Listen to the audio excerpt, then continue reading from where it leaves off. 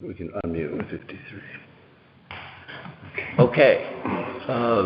Let's call the meeting to order. We do have a quorum with the 5 commission members present.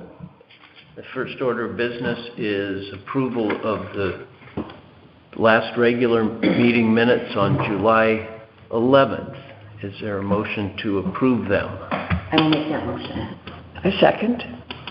Any discussion? All in favor? Aye. Aye. Aye. And the next item is approval of the July 13th special meeting minutes. This had to do with the site visit to 21 Lime Street and the HVAC unit. Is there a motion to approve those? I make the motion. I'll second.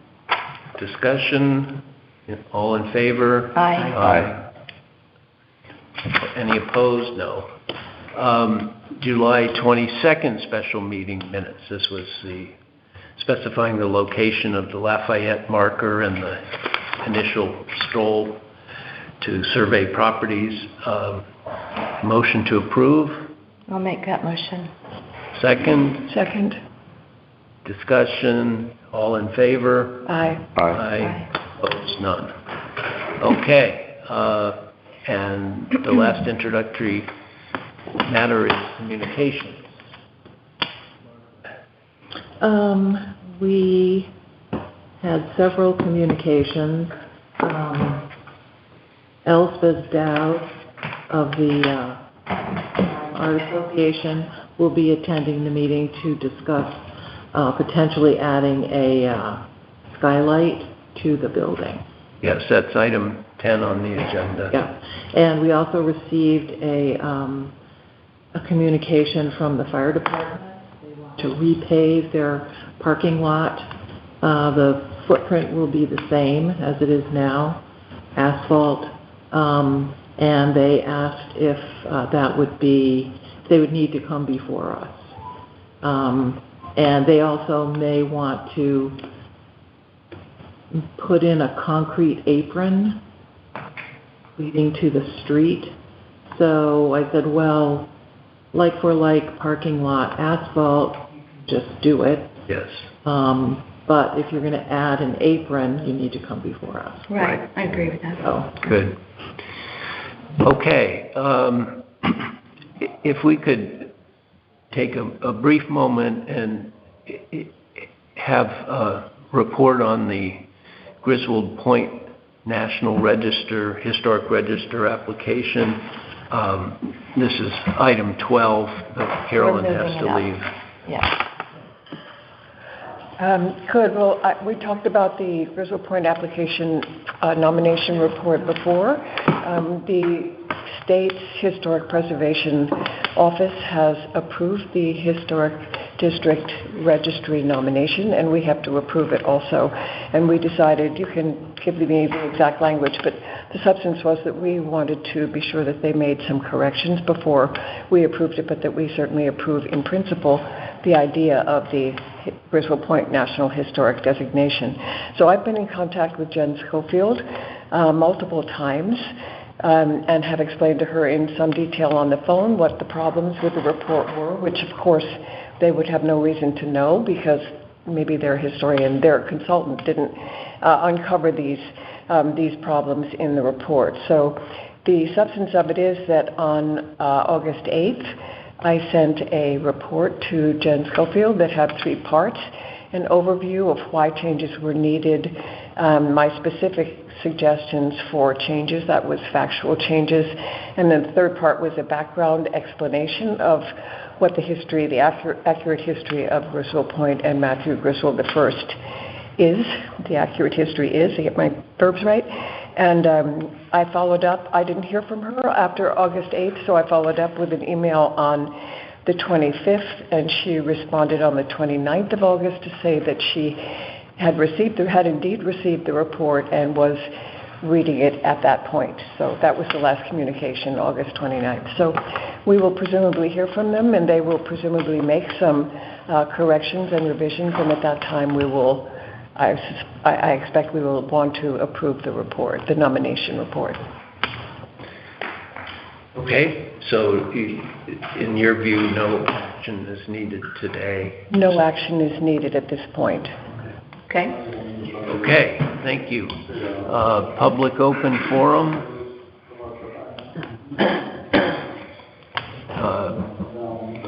I don't think they're here for public open forum. No. Secretary's report. The secretary's report. So we have Deborah Charnacki has been appointed as a regular member, which is very nice. Thank you. Congratulations. Yay. Thank you. Our annual town report has been submitted, and it would be nice if we could get a picture to go with it, like a picture of the Lafayette Trail marker, because... Oh, right. I think I said I'd do that. Okay, I'll do that when the sun comes out. Okay. And I'll send it to you. Yeah. Yeah, that's a pretty photogenic... It is. That would work. Right. And the marker, so we all know the marker was installed, and it was introduced to the town by Mark Terwilliger, who is the president of the Old Line Historical Society's Board of Trustees, at the townwide ice cream social on August 7th. So there was a nice crowd there. That was a perfect time to kind of tell people about it. And we have 18 issues, renovation issues, whatever, 18 open certificates of appropriateness. There's the Congregational Church's roof, which was approved. The Ferry Road Sidewalk project, I think that project was just supposed to go out to bid after Labor Day. So that was significantly delayed from the original schedule. 21 Lime Street, the C of A's for the HVAC system, driveway improvements, and Paul Sagristano is going to be here later on to talk. 38 Lime Street, the renovations on that are continuing. And that little part on the south side of the house where it looks like they're building up something, yes, that's actually a replacement of a little shed that was falling down. So that was part of the original building. Great. And so they're building another little shed there. Yeah, they had wanted to, I think, put a deck there instead of a little shed, and the neighbors objected. Right, I remember so that. So they're not going to do that. It's just the shed. Yeah. The 43 Lime Street porch conversion, I think, is still going on. 54 Lime Street's new generator and propane tanks. I'm not sure if that's finished yet. The 55 Lime Street, their new rear entry shed. That's still in process. Is that the Historical Society? Yes, yeah. 56 Lime Street, driveway improvements and the walkway, that's on the agenda today. 64 Lime Street, new windows. I think they're still working on the new windows there. Those are just replacement windows. The smaller windows, not the big windows in the front. 70 Lime Street, again, more new windows, replacement windows. 71 Lime Street, we're still awaiting a C of A for changes to the fence, that little section. Torriello, Mr. Torriello? Yeah. Yes, right. 84 Lime Street, which is Lime Academy of Fine Arts. They got new signs approved, but they have not been installed yet. 97 Lime Street, they're going to call in to renew the C of A for the shed, the garden shed, and to driveway that exits onto Parsons Farm Lane. What about the driveway? Can you repeat that? They're just coming in to talk about it. They had put in a driveway Yeah. off of Parsons Farm Road within 300 feet. It's Discussed it. there. I mean, the driveway is Yes, there. yes, it's installed. They got a permit from the town, but didn't get approval from us. Okay. And at 100 Lime Street, Roger Torrey Peterson, Estuary Center, they're still waiting for the new main sign. They have changed the sign. I mean, it's sign, but it's nicer. I Yeah, mean, it's the same, it was plastic before. not a banner. Vinyl now, it's like a metal. I think the sign itself is probably the The new new What they're sign. going to use. Oh, you think that's, Yes, it's the post that they're missing. oh, okay, so you think that's the, I think- that's the final I think sign? it's the new sign. I think so, yeah. Okay, I thought it might be just a better, Yeah, and And the posts are kind of leaning a little bit, I know. Yeah. Yeah, it's not square. And 106 Lime Street, there were a lot of work done on that building, balustrades, roof, breezeway, lattice work, driveway paving, and some of those have been finished and some are still on. And then we have 2 Sill Lane. We still haven't heard back from them regarding the porch column repairs. We sent them 3 letters. Apparently, one was returned due to a wrong address. okay. It was something very odd. It was returned, and I took it to the post office and resent it. And when you go on the tracking number, I have to go there this morning and look. When you go onto the tracking number only reflects the fact that the original post was returned to sender, which is us. My receipt from the day I resent it Yeah. doesn't, anyway. Yeah, Do you understand what I'm saying? Yeah. The tracking number, It's into a black hole somewhere. it's in a black hole. It never. Because this tracking number, when I went and resent it, Yeah. is the original tracking number and all it shows is the return to Old Lyme. Yeah. So we still don't know about Tuso Lane. Oh, brother. But I'll find out later. Okay. And then we have 1 Boston Post Road. The privacy fence and the gutters are on the agenda today. And also the village shops, 10 Lime Street, for driveway improvement. Okay. I have one comment, John. In case you don't know, I did hear from the church that the scaffolding is supposed to go up this week on both sides of the church. It's going to take up the garden. It's going to be quite a big project, and they expect it to last for 6 weeks. The roof.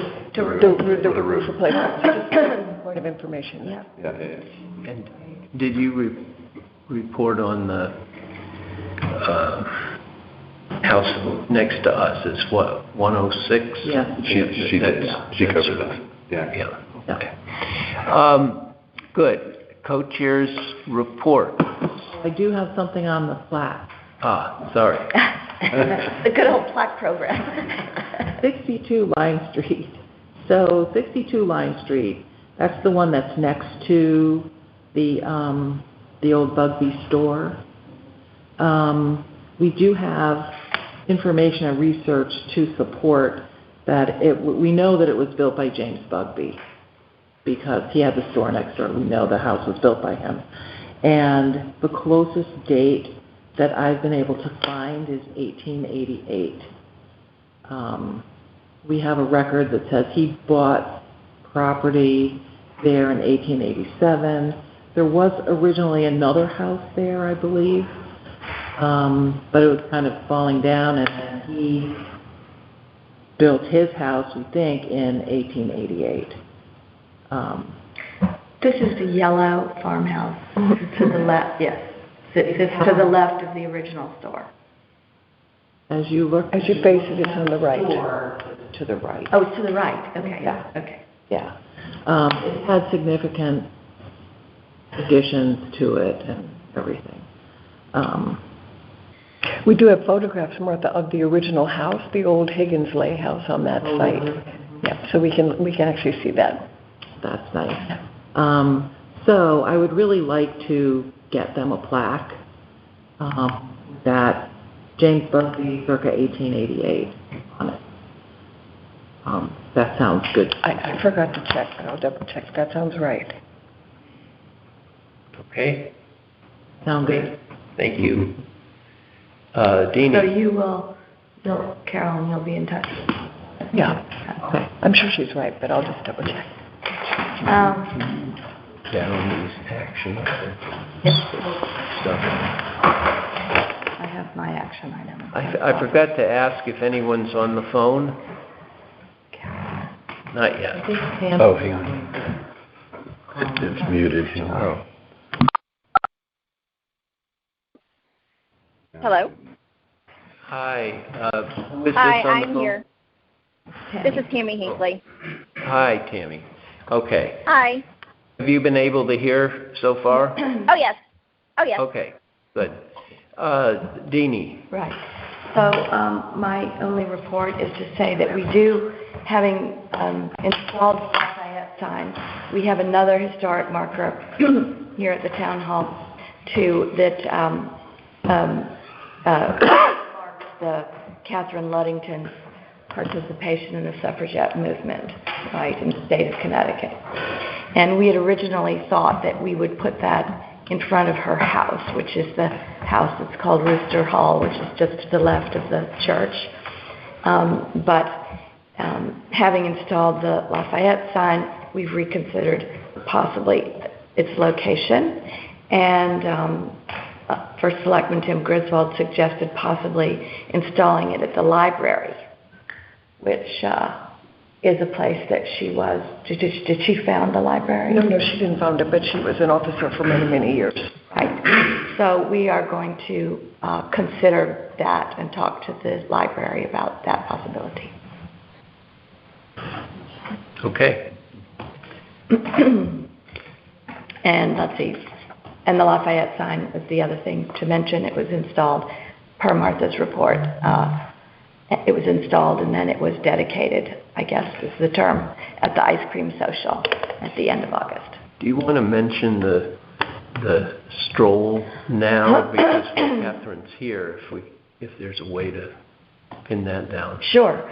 Oh, you mean for a date? For the second portion of it? Or? Well, we can do that by email. Yeah. That's probably better. So at the end of July, some of us met, and we're going to take a stroll down Lime Street and take up-to-date photos and make notes about various changes, things we observed, so that we have an up-to-date survey catalog of the properties in the historic district. It's a very, very hot day, so we decided to divide Lime Street up into 3 sections. So we got as far as the library. Maybe we came to just stopping at the town hall. And we're going to, that's all going to be on a spreadsheet, and we're going to schedule the middle section sometime soon. Great. That's from the library to I-95. Right, from the library to I-95. Right, and then the third will be north of Right. I-95. Right. And then under the co-chair's report, the only thing I have to add is just a brief update on the so-called cultural district overlay that would overlap the historic district. You remember at the last meeting we had a visit from Attorney Lohm and an extensive discussion and some suggestions from him. We're still uncertain whether exactly what is going to be done, given the fact that the Griswold Museum and the Art Association have said they were not going to participate in this district. However, LACFA is presenting some information this evening at the zoning commission, and Deanie is able to attend. So if you all have other thoughts about how to proceed, we can discuss those, but I think it's sensible to wait and see what the revised proposal looks like, and then we can decide how we want to react. Yeah, I just think we've sort of stepped back into the informational stage. Okay. Makes sense. Question, John? Yes. The letter that will be circulated to residents in the historic district, are you going to discuss that today, or is that for another time? No, it's down under new business. But do you have thoughts on it? Are you willing to take a look at it? Of course, I'm happy to take a look for specifics, but I did want to ask one thing, since I won't be here for that portion of the meeting, and that is, we had discussed at some earlier point the possibility of circulating, either with that letter or subsequent to that letter, some examples of fences and HVAC screenings and other things that have been made in the historic district and that we would recommend as examples for consistency, emphasizing that we're looking for consistency. So my question is that list of suggestions still something we're considering, and would it go out with the letter? It would seem as if it might be an appropriate time. Well, I'm uncertain, because what we have now is a one-page letter and a one sheet. It's basically 1.5 sheets of just basic pointers about process and some general guidelines. I'm a little afraid that the more we include, the less this gets read. So another option would be to include on that sheet, maybe in boldface, for example C, and then have the examples on the website. The handbook. It's also the handbook. Right, but we could, if we wanted, have pictures of examples of things that we find appropriate. Yes. We could. My own thought is that, for you all to decide, but my own thought is that one more page so that there's one mailing, especially if the third page has images that are in color, the third page would not be disregarded, Okay. It would be paid attention to, and that one total communication maybe is preferable to two, but that's just a suggestion, so you're up to you. Okay. No, thanks. Okay. Jim, finally, 1 Boston Post Road.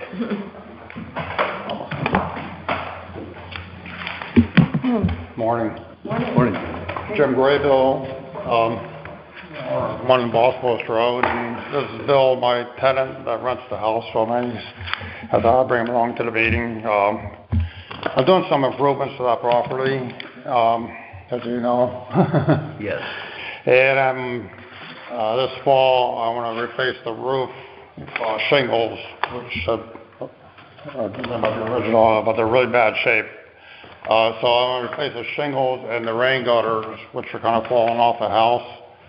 I don't want to install gutter helmets because I have a maple tree right over the house, and then the fall of the leaves just clog up the rain gutters. So I want to improve it, and the gutter helmets aren't very noticeable. In fact, you probably wouldn't even know they were there unless I told you they're there. So, from the street you never see them. But it lets the leaves flow off the edge of the rain gutter and saves a lot of aggravation in spring and fall.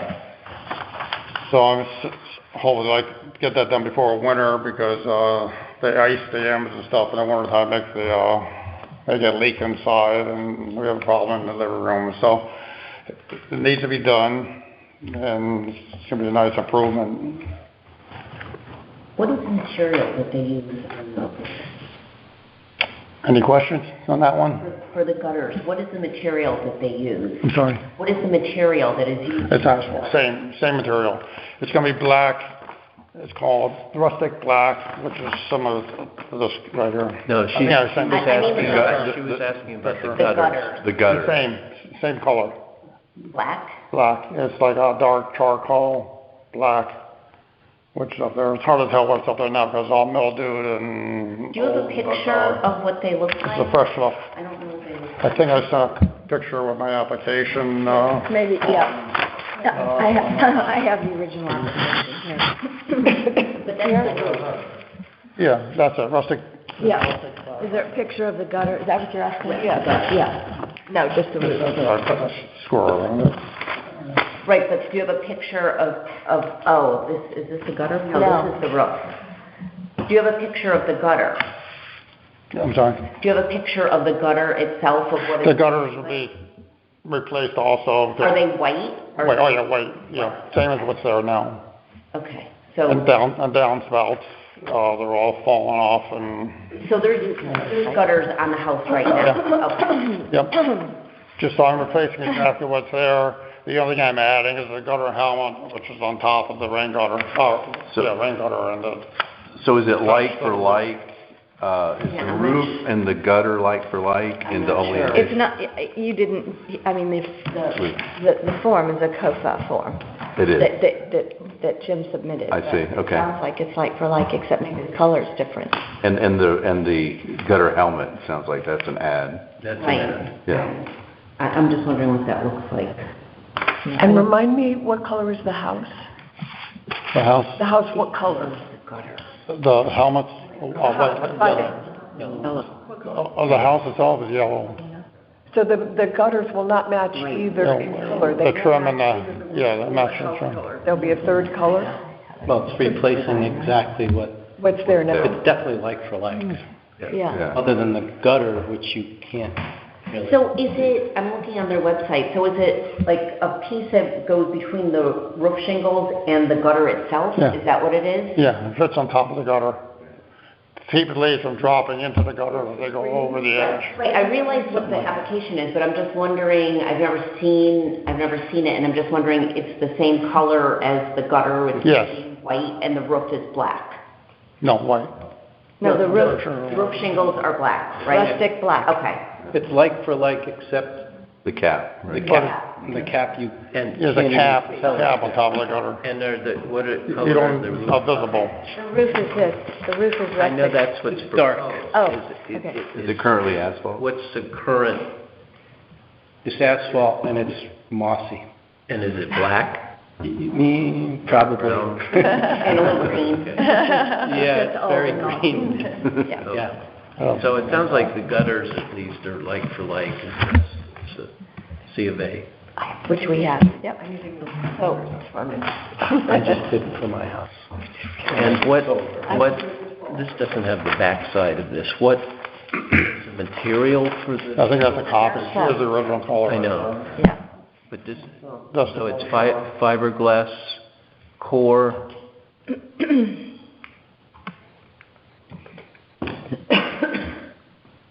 anti-aging granules, that sounds good. Yep. Okay, the one that matches up is on the second page. It's rustic black. this one, This, yeah, Oh, right there. yeah. Okay, That just takes forever. all right, okay. is there a motion concerning this matter? I'll make a motion to approve the C of A. I'll second. Discuss it.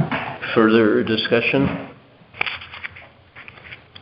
Right, all those in favor? I, Aye. Aye. None opposed?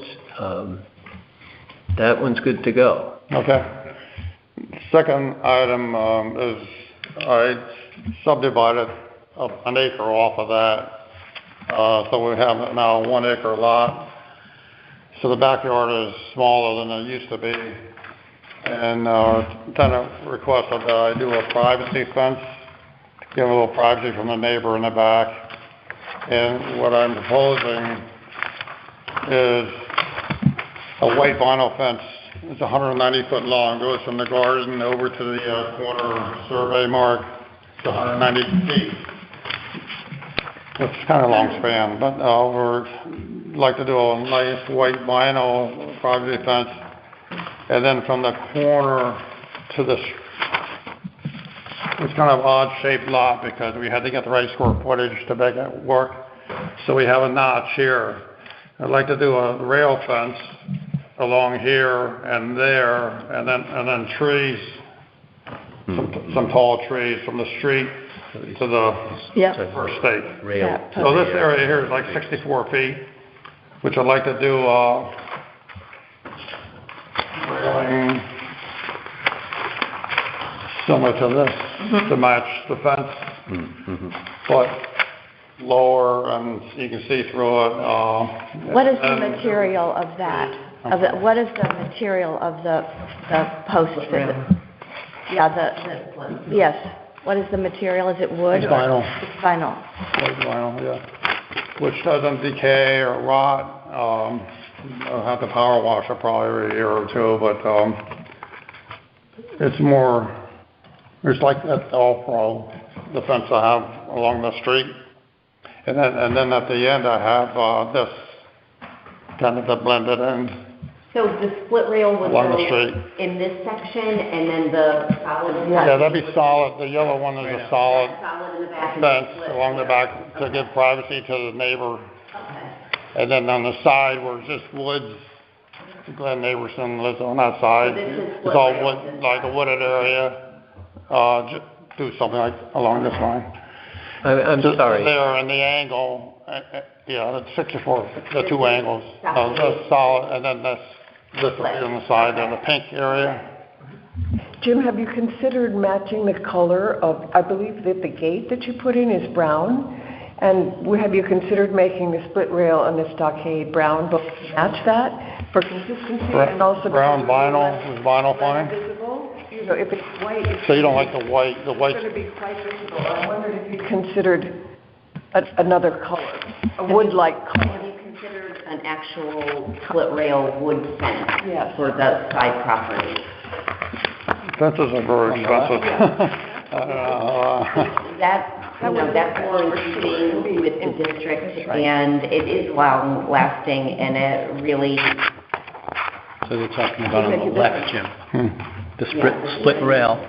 They want to go a different color maybe, instead of white. A natural wood and then I'm saying white. wood for the split rail.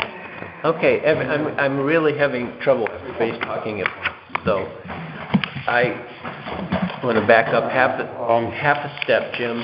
The split rail Jim. would be Jim. wood like I have along my property line. Just clarify where we're talking about. You're talking about a split rail Yeah. with posts? I mean, is it this? Yeah. Post and rail, okay. That would go down here I didn't see it. and down here, correct? And then evergreens. Trees. Are you requesting anything along the front property line? Okay. And then the privacy fence would go, you're proposing it would go all along this strip? Both matching white is our proposal, but color, Well, we officially can't say anything about color, but But we can request. we can request. In other words, anything we approve will say nothing about color, because we... no, I understand. We want to... But we can request and recommend, yeah. I think our concern is slightly the idea of, thank you for doing it, approved the brown gate that comes in between your stone wall. So I think what some of the concerns are is having a bold white fencing, especially being vinyl, because it doesn't weather. I know that's the good thing about it, but it's also the bad thing about it, is that it's just so bright in contrast with everything else at the property, so that it becomes a beacon sort of. The front gate is a different substance, correct? It's not vinyl. The wooden gate gate. that you put in. The wooden gate. What material is the gate, Jim? There's no gate. The one you've put in. Oh, on the front. It's iron? It's wood. Is it wood? The one I just put It up? looks good. It It looks great. looks good. We love that. Yeah. Or something. Yeah. I stained it. But there are materials that are like wood, non-vinyl. So we've got, Mhm. as I see it, a couple issues. One is, are we content with vinyl? The second is, what do we think about a solid privacy fence? I guess, It's on one concern we have had in another circumstance is a privacy fence that was proposed or discussed that would actually just block the normal view. Here you presumably are blocking another house. Is that, I know it's no longer your Right. property. The neighbors but requested- Are they planning a, They've requested this. okay. So they bought the lot. I didn't realize the lot after it was subdivided. Had I done that, I would have bought it. But I didn't, so it's subdivided. Then they came along, and there was going to be a house there, and then these folks bought that lot. Wait a second, Yeah, there are two. Subdivided lot. Yeah, they moved in and all of a sudden, boom. So they've requested, along with us, to have privacy for both of us. So this is the solution we've come up with. The color is, and the material, see the wood? The neighbor on our right, beautiful house, has a wood fence that it's rotting. So this is our best solution. And we're 150 feet, that fence. right. They're 90, Is it 90 off the street? around 90, yeah, I measured I it. thought it was about 100. It's far off the street, you can barely see it, there's no sidewalk, so I completely get where you guys are coming from a big white, but it's gonna be far off there, Well, we have, I mean, here we went through the discussion about your front gate and wanted wood or wood-like material. The shops next door on the side are vinyl, but nobody sees them from Lime Street, so that's... The other thing, I mean, this expanse of panel fencing is something we're trying to avoid in the district, but also understand this, that sometimes it's unavoidable. But some planting, some trees or some shrubbery along it, Softens it. you know, I think we'll do that. softens it up and breaks it up so that your eye goes to the greenery and less to the Well, that's our plan, is to, the neighbor and I are talking, after this meeting, I'm gonna go see them. Trees on, certainly the front, which blocks Post Road, or, what would you say, Hall Street? And maybe on the other side too. We're respectful of them, and they've asked us. This is a footnote, but do you know what their timetable is for building back there? No, they bought the lot, and, no, they bought the lot to not build. So we cleared it. Yeah, so they put in a, When I split it, a local fellow that rents down next door, he's gonna build a house there. So that's why we had notched it out, because the driveway was gonna come in from Boston Post Road, and there's gonna put a house back there. And then she approached him, and she's bought when we surveyed, the marker was like 10 feet from the house, from their house, and the previous owner never realized, the realtor told them that they owned all this land over here, and they were mowing it and taking care of it.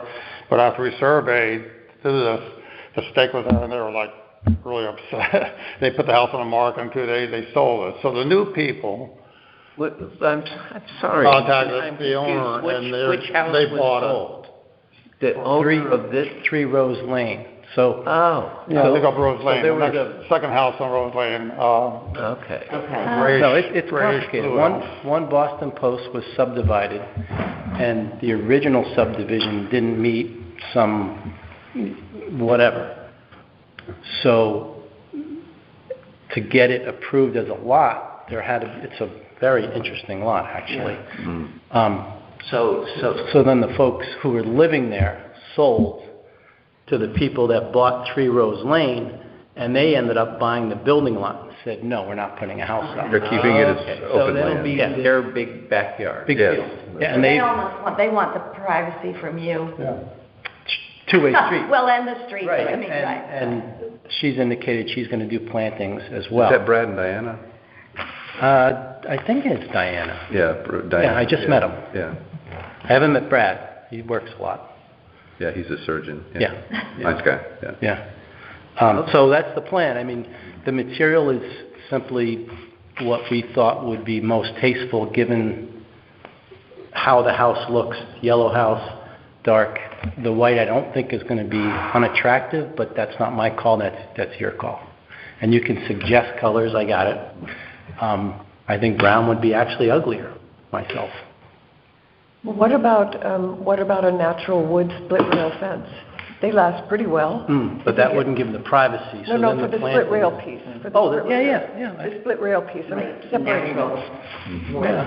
It would feel So more like- like the stone wall on the ground. So like that That's instead? Right, but, yes, and That would Like be that great. instead.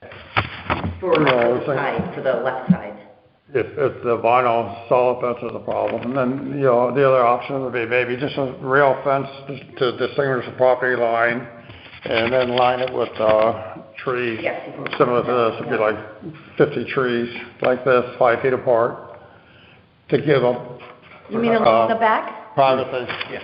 To the back and to the side. I think both. Back. I mean, if you're willing to do It's a that. more of a natural look. That's great. But we want to, they've indicated privacy, we want privacy. So it's, Planting. Option If two. you're willing to consider planting. I mean, that just is so much more the natural feeling of where we are. We're not in this district, dividing up That's pretty, yeah, sections, you know? no, for sure. That's what we're trying to, And my intention is to buy this house. I'm the landlord or the tenant right now. the house on Rose Lane. No. No, this house. this house, okay. Yeah. So I'm a motivated, Just yours, if you want to keep it. You can keep it. So wood and This is planting. If you do that fence, it'd be the whole side and the back. How high is the fence? The rail fence? Ultimately, they'd be 60. happier with planting too. I mean, I think almost anybody would be happier with planting. Yes. Is that- well, our plan is to have the fence Right. and then plant on both sides. Okay, so you're saying, you're suggesting you do the fence and plant. Oh, yeah. Oh, yeah. I need to slip away. And I'm in favor of white vinyl in the back if there's an alternative for the stockade fence. I mean, would it Thanks, be better Carolyn. just to have a good quality, I was counting on your vote. use the vinyl, so you want to use the vinyl. Thank you. But, well, we just want the fence up stat, and then the plantings will eventually overtake, and you won't even see the fence in probably 3-4 years. It's just, we want that fence up. They've asked for the fence. And The fence being the long, rail or the. no, the long, The Section. privacy. the privacy fence at the He's back. now, okay. The only thing to keep in mind, trees, if you do these trees, Yes. you don't have the size of the trees I'll be planting. There'd be probably 3 or 4 foot trees, so it takes probably 6 years to get like that. Okay, wait a minute, I'm sorry. Okay. When we switch to split rail, is that just in this section? Okay, so you're still I would talking like. privacy We would fence like. in the, It's Jim's property. It's not mine yet. Not yet. It's the most private for them, and I think it looks pretty tasteful. But I don't know your protocols here. If you think a wood fence, which I think would be ugly, we can do that. Is split rail Well, they're and nice planting. wood fences. I mean, not just basic stockade. I mean, that would be, Ugly. but when they have a kind of a cap across them. Yeah. And then with the planting, it starts to become a more natural look Is than this, white vinyl. is this the design of Yeah. what you're proposing? But that in wood natural wood. No, that's the back. No. That would be the back. That in wood, it's gonna rot. So can I ask you? Wood-like. See, I think what we're concerned about is sometimes vinyl has a plastic sheen to it. Now, I think the plantings in front will soften that and help that, but there are wood-like materials that appear more wood-like, That's a good point. you know, than a kind of a shiny vinyl, which Yeah. I think the commission has had concerns about that. That's a good point. Property. I agree. Yeah, we can look at different So is, patinas, I guess you call it. I mean, these are, Jim, do you have something there in mind? I don't like it, but Well, that's. See, that's ugly. it's, you know, after a few That's years, ugly. they rot out, they, That's ugly. have to replace section, they fall over. But it's the actual materiality, I think.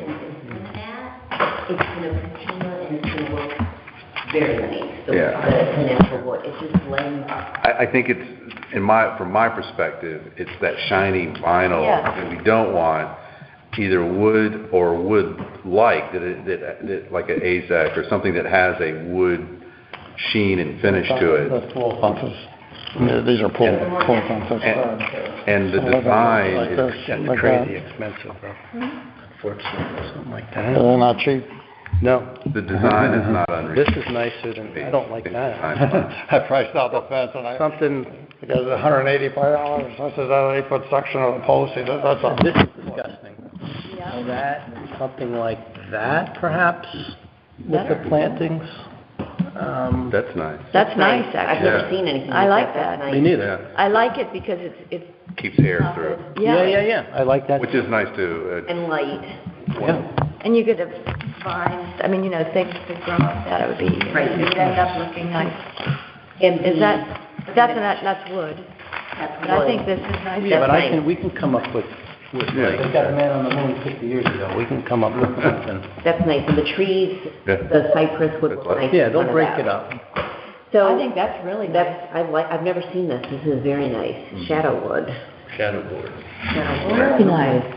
And Traditional it feels very natural, and it feels sort of like the same color, some of the stone in the stone wall. Mhm. You know, so it's a natural, I agree. Right. transition.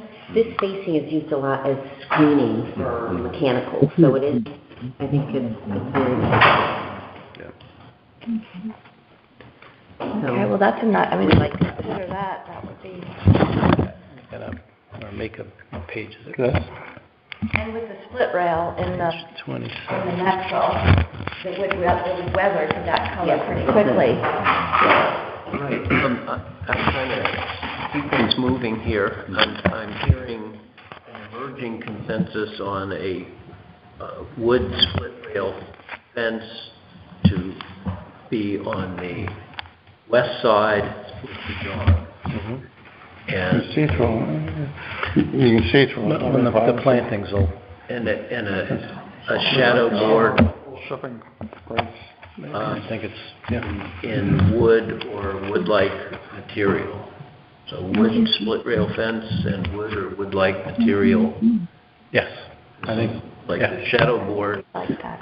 Yeah, that's And the nice. other condition is that there be We should remember. plantings along the east side fence. Yeah. That you proposed. Can I take another look at that, just to take a photo of it before?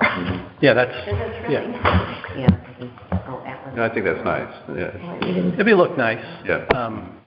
I still think the white, for me, would be nicer, because it's so far off the road. Well, it's, again, we can't Colors. officially say. Well, but I wanna, Mhm. the issue is we got 6 months of, product delay. Yeah. It's not gonna be in until the spring now, and I wanted it for the winter for them, because in the winter, the leaves, privacy even goes more away. So, but I understand. I hear what you're saying in terms of, you can suggest, and I strongly encourage myself to take your suggestions, because we're taxpayers as well. So this is 3, 4, 5, 6, 8 feet it comes in. It comes in different heights. I'd like to go 8, but we're now looking at cost prohibition for us too. So John, do we make a motion? Do we need to vote on this, or? We do need to vote unless, It comes in different. Deanie Just to and keep it Deb, moving. do we want do we need to do a site visit to get a picture in our heads of exactly where this would go? Well, it's your property line, isn't it? Straight, yeah, it's a straight shot. From the fence, from the garden to it's pretty straightforward. And that is the difference, John, between this and the other property I think you were thinking about. This is actually a property line fence. The other one was mid-property. Right.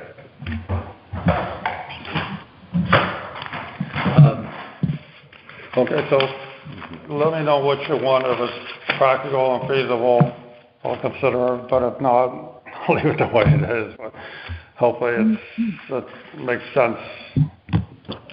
We just want something that looks nice and that's less maintenance, We appreciate you considering it. and that's what we're requesting. Well, is anyone going to propose a motion today? I can propose to approve the C of A on condition that we have a wood or wood-like a rail fence along the east property boundary.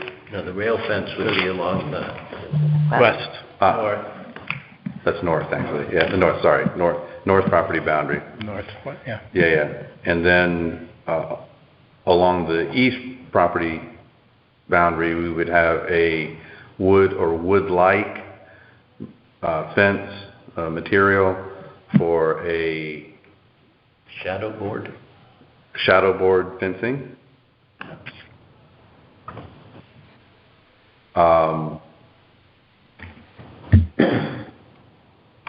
I think that's it, right? Well, with the plant. With plantings, Along both fences? along, no, Well, do you need it along the split rail? you don't need it along the split rail. I would say with plantings along the east fence line. And Facing, is that Boston Post Road or Lime Street at that point? Rose Lane. I think it's Boston Post Road, because that's the address you use, Okay. right? Yeah, And it makes- facing Boston Post Road. And then also, that the last jog, what would it be, northwesterly portion of the north boundary be evergreens. As Eastern proposed. side, yeah. I was thinking like maybe 12 trees like this along there. Just which evergreens, Yeah. but just that there not be a big gap there.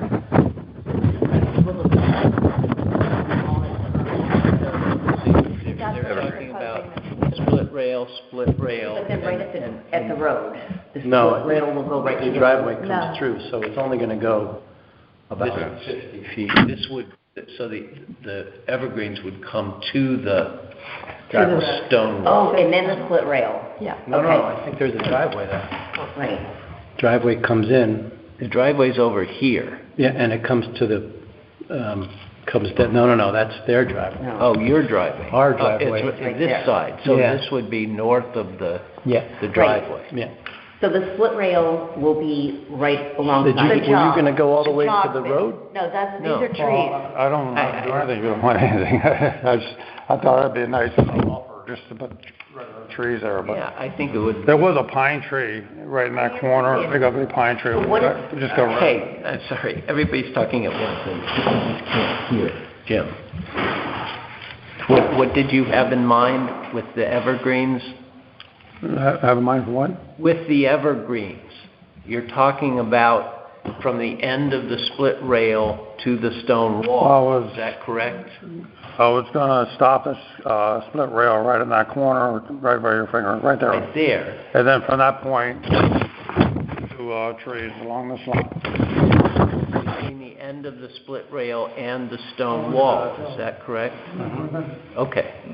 Just split rail. Yeah, I think it would look Just I wanna odd to clarify. have trees coming What are you talking about? to the road. Well, it's not coming outside. stone wall. I know. It's ending, I'm right. just confirming. Yes. Right, because I'm trying to think of where that wall is, and then, John, are you talking about wooden split rail like this, right? Wood or wood-like Wood or wood-like, was my proposal. Yeah. split rail here Yeah, like and this. here, yes. Okay. And trees or evergreens or whatever you want, but just some shrubbery or trees from the end of the split rail to the stone wall. Right? Okay. Deanie, I would like to make one change. We could say visible from Boston Post Road What? for the plantings. That you would like to see the plantings visible? Where the fence is visible from Yes. Boston Post Road, we would ask for plantings along the east fence. My thought being there may be sections that aren't visible from Boston Post Road Where we don't where we don't care, right? May or may, But you may want them just for, you may want to continue. Right, for continuity. okay, what do we have for a motion then? Just so we're all clear. we discussed before or after, because I just We wanted can to discuss clarify. after. Okay. I'll second the motion. And then, I just would like to clarify, so if we're looking at the property line, we're going to have greenery shrubs first, Yes, split rail, and then solid shadow board in the east Rear, yeah. Well, rear. Correct? behind the house. evergreen, Split rail, split rail, shadow board. thank you. Could you just read the motion so we're on the same page? And Well, Martha's also probably writing Oh. it more accurately, but Russ proposed to approve with wood or wood-like along the north, along east property, wood or wood-like shadow board with fence along the fence line. Northwestern boundary, trees and evergreen. Where fence is visible from BPO Road, west. well, you could just incorporate that. Yeah, Martha has it. Martha has it too, right. It was Martha. Pretty spot on though. Russ Todd made a motion seconded by Deborah Chernicky to approve today application with conditions. Wood or wood-like split rail fence along the north boundary, and on the east boundary, the privacy fence, parentheses, shadow board, to be wood or wood-like material with plantings along the fence where it is visible from the Boston Post Road. The northwest portion of the boundary to be planted with evergreens so there's no gap between the fence and the road. She got it? Go ahead. Any discussion, I guess. Yeah. I'm clear Is that now. good? Is that clear enough? Maybe we should refer to this map and make sure it's attached, and maybe we can mark on this. It is attached to the original survey. Maybe we can mark on that.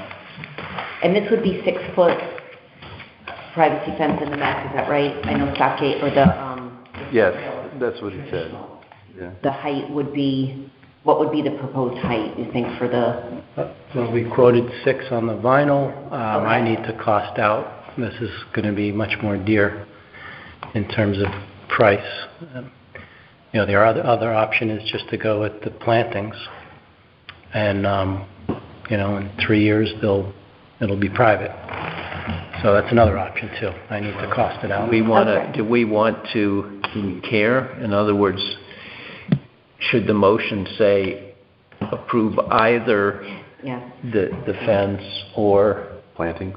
Well, the plantings, do we need approval to put trees in? I don't know. Yeah. So you're getting approval for the We fence? want approval for the fence, and then I'm going to Right. cost it out. We may, I Right. got you. You may not do it. You may do planting. We'll see what it is. I know how much the white vinyl is, and it is, 200 feet is a long distance. And so we'll see. So the shadow fence is less material, so maybe it'll cost less. Maybe. I'm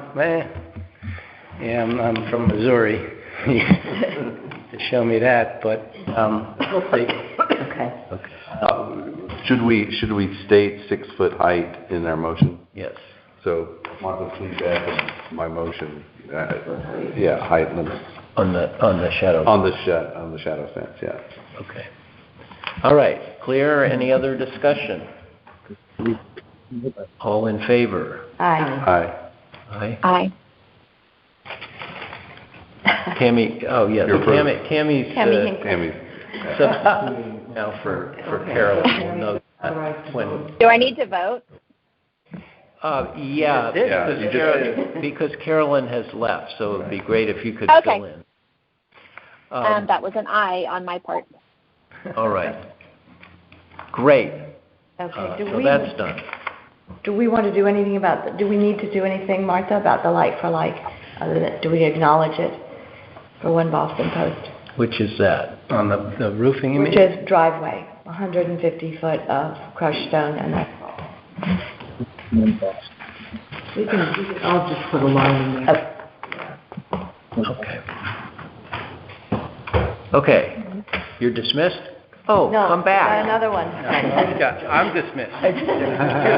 Thank you. I got one more item. Thank It's you. good meeting Nice you. to meet you too. Yeah, For you. I'm your ride. Okay. Good, I'm good. This should I'll be wait. quick. This should be Well, quick. I'm gonna use the, Okay, now we're looking for Lime Street, 10 Lime Street, the village shops. Yes. I'm also doing a little improvement there. As you saw, I did the fence behind the landscape and did some landscaping on Academy Lane a year or two ago. Yep, And so this is what we have as far as edging. yep, we have that in the, here. Oh, here you go. Pictures, okay, here we go. Yep, Yeah, Here. yeah. And this is what I'd like to do, something along the line, metal edging that doesn't Yeah. biodegrade, decay, and snowplow doesn't rip it apart. yeah, okay. We have a, So what I'd like to do is have that done this fall, the edging, and then I'll probably wait till spring to do the stone, match up the stone that's there, which is kind of there's not much left to it. But I won't wait till after the winter is over before I do stone like that and have the plow push it into a pile. So this fall, I'd like to do the edging, get rid of the old railroad ties, or landscape ties, whatever they were, and clean that area up a little bit. okay. Deanie, go ahead. We have basically, the improvements are good. The neighbors across the street from you have, The neighbor across the street? on Academy Lane, Yeah. is in favor, thinks it's a nice idea, but, the condition should be that the original boundary of that parking here, not where you fenced it The in. parking area, or? The fenced parking area, the parking area that continues along, revert to its original boundary lines, which have been kind of pushed with just gravel, not by you. Oh, yeah, But okay. it's just been extended quite a ways beyond the original boundary line that was established in 1982 for that parking. I have some photos here. There's a lot of correspondence regarding this issue in zoning. Not With the prior, My hearing, I'm sorry. a lot of correspondence between zoning and the prior owner regarding this issue. So there's some photographs. Here's the original approval for the parking in 19. Oh, it goes way back, huh? There's an old picture. Well, it was, I think this That's is before the trees, not, the landscaping was done, or the trees, okay. yeah. Yeah. So the boundary line, they say, and so does Eric Knapp, upstairs, our new CEO, the boundary line for the parking is the end of the railroad tie. There's a railroad tie there. There is. Over on the right-hand side? Yes. On the Yes, west side? there's like a railroad tie. Yeah. Well, Right that's the here. area And so the where- gravel has just moved on and on, kind of past that. And in fact, now your fence goes on a little bit more. But the railroad tie is the approved. That's part of the replacement. I'll show you. I know, the area, but the area what I'm that's trying to going- say is that they are happy with this plan that you have, provided you return the delineation, your metal edging to the approved parking boundary.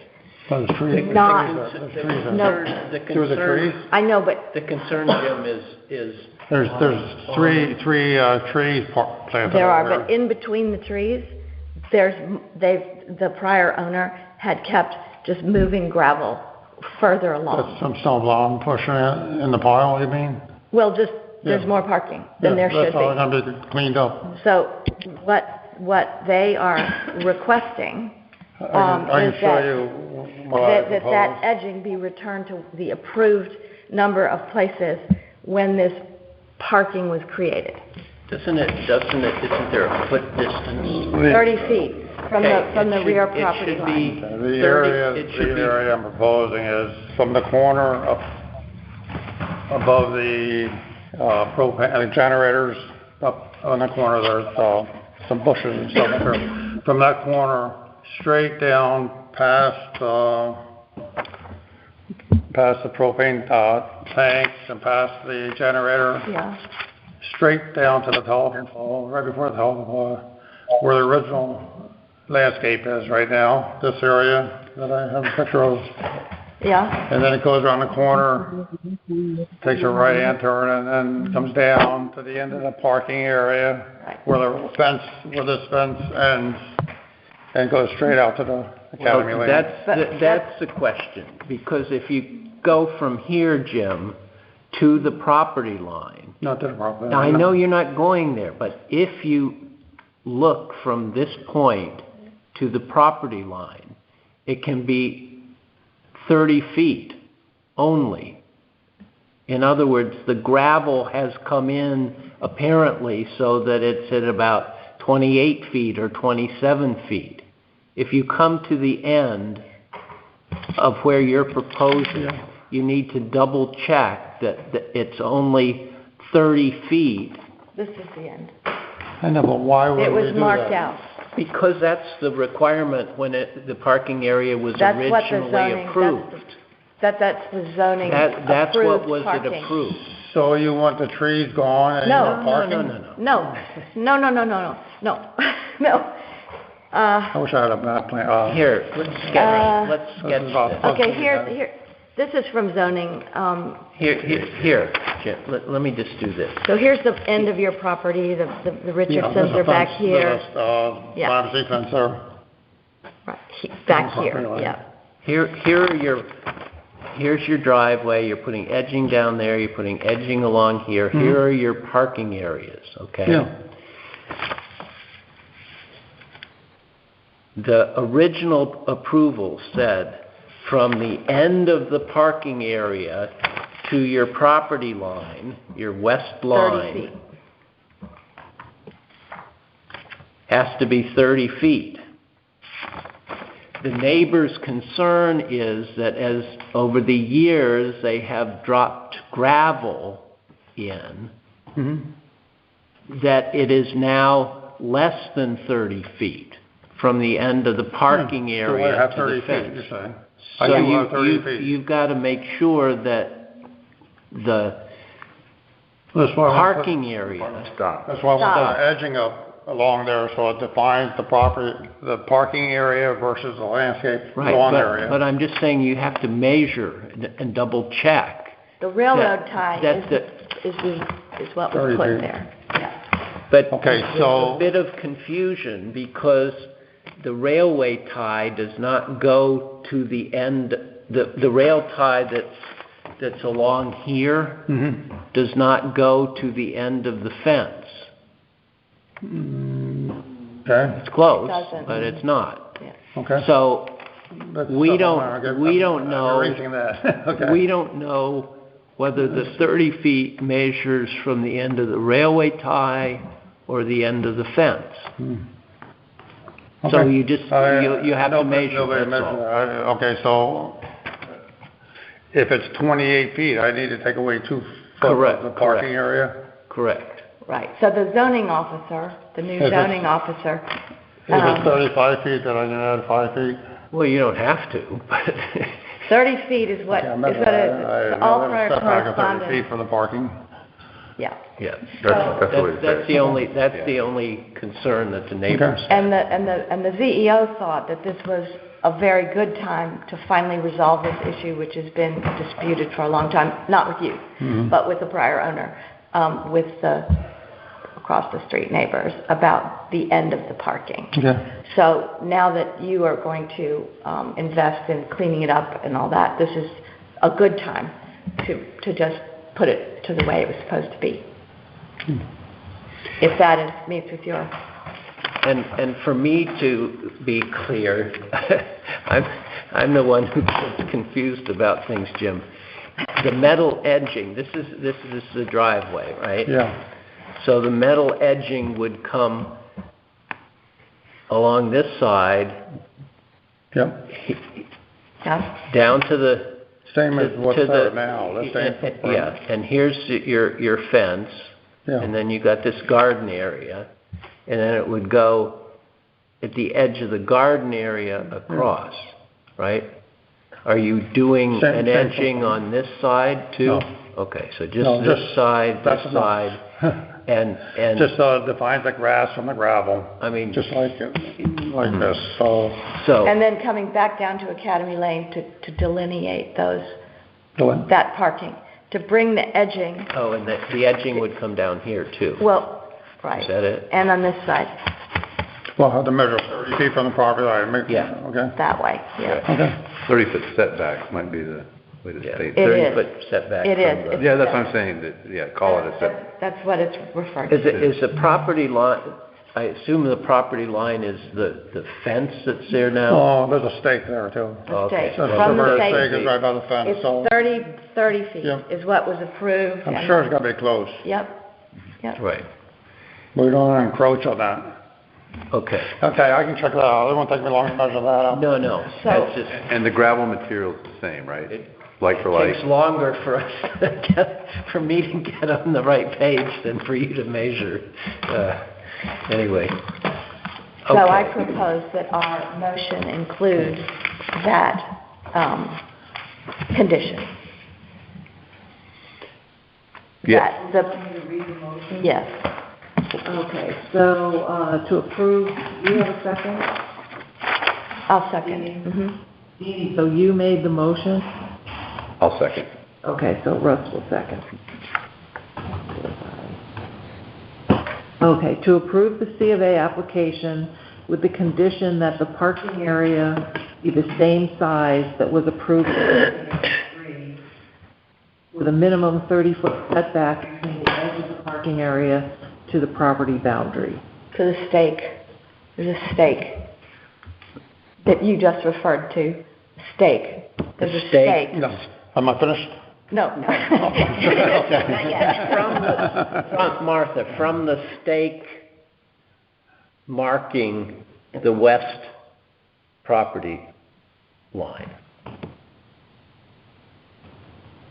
Setback, Restored to its original 30-foot approval Yes. from 1981.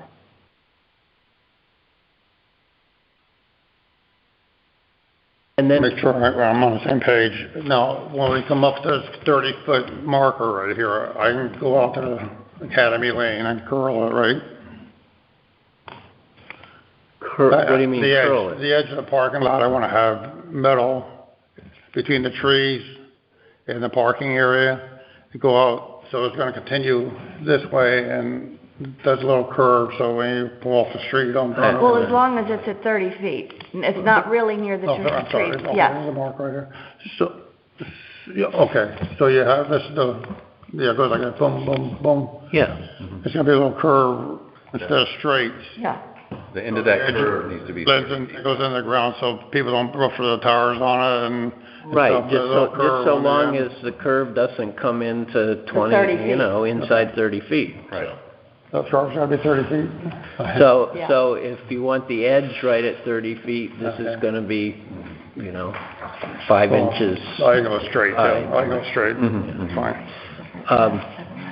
And then outside, if there is gravel spill, you just clean that up and move the gravel. And so is the gravel essentially a like-for-like gravel? You're gonna use the type of gravel that's there now, or? Well, it's hard to plow gravel like that without pushing the stone into a pile.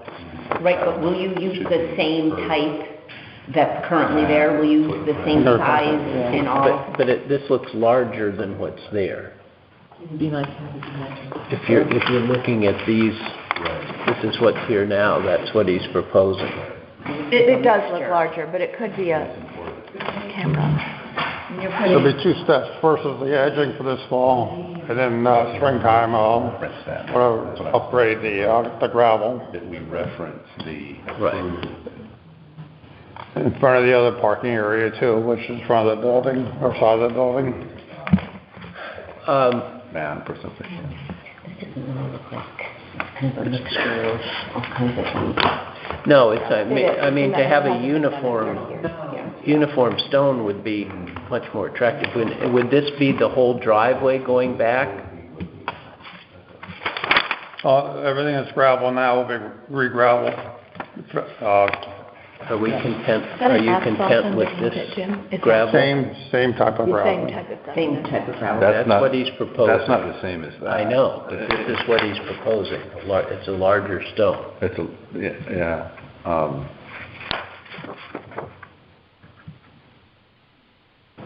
That's what Jim's proposing. How does that blend in with the rest of the, He's gonna do the whole the drive. whole drive? And the yeah. parking.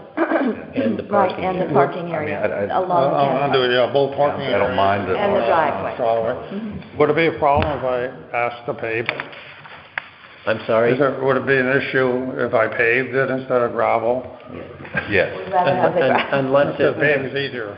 and there's a big problem if you just want asphalt. If you want asphalt with a rolled gravel so that it looks like gravel, that has been done.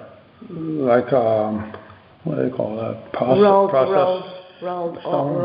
oil and, it's what I have on my driveway. It's what, there are quite a few, where they It put packs. the asphalt down and then they put oil on it and then they put the gravel on so it will get fixed to it and then it's gravel on top. Just easier to plow too, doesn't push the stone. It pushes the top stone, but you don't then have asphalt underneath it. You're still seeing a stone.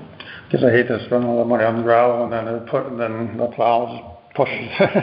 Well, you should, it's been done at several houses, including It's called Dini's. rolled oil. Maybe Not- we not go for the inexpensive. approval of the edging for now, and then come springtime, we can discuss what we want to do for Because that's service. what you want to do right now, is just do the edging.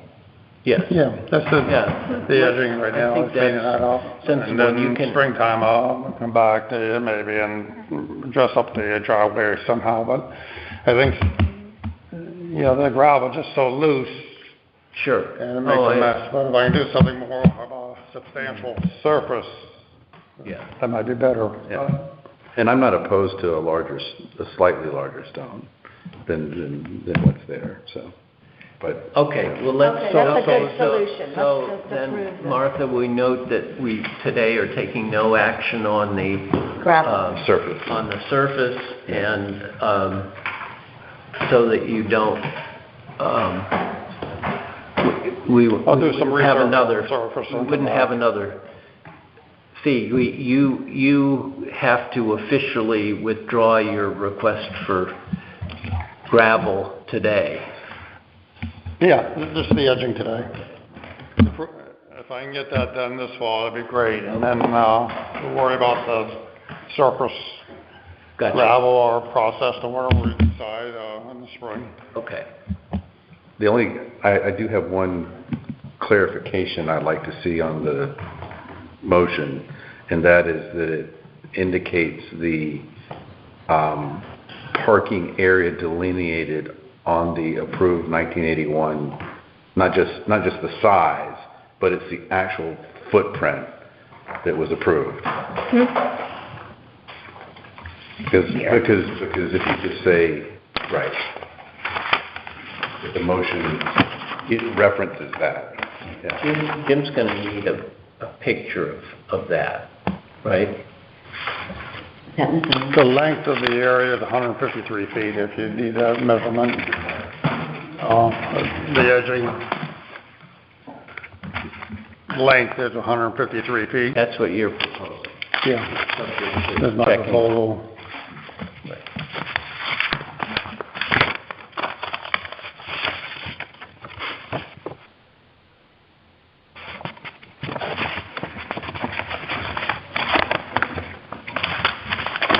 Okay. We have a motion. Do we need Martha to read it back? I'll read it back. Okay. Deanie Mallory made a motion, seconded by Russ Todd, to approve the C of A application with the condition that the parking area revert to the size and footprint, parentheses, 153 feet long. Well, we don't know that yet. We don't know that. What we do know is there's a 30-foot setback from the I would leave property. off the 153. Okay. The size and footprint, which was approved in 1981, with a minimum 30-foot setback between the edge of the parking area to the stake marking the west property line. The new gravel part of the application has been withdrawn. Sounds good? Yeah. Further discussion? All in favor? Aye. Aye. Okay. Great. Good. It did take Thank you. longer than you thought. We can, Jim, You're we really can- our biggest customer. we can keep these, Jim, these pictures? Okay, thank you. Jim, the, I'm gonna let you collect all this stuff. All right, Hey, Deanie, Yes. what did you call that, your driveway material? It's called chip Chip seal. seal. It's called chip seal. Okay, thank you. okay, Todd, Yes, Todd Brink and Teresa McShane, 97 Lime Street. Can you hear us? yes, Okay.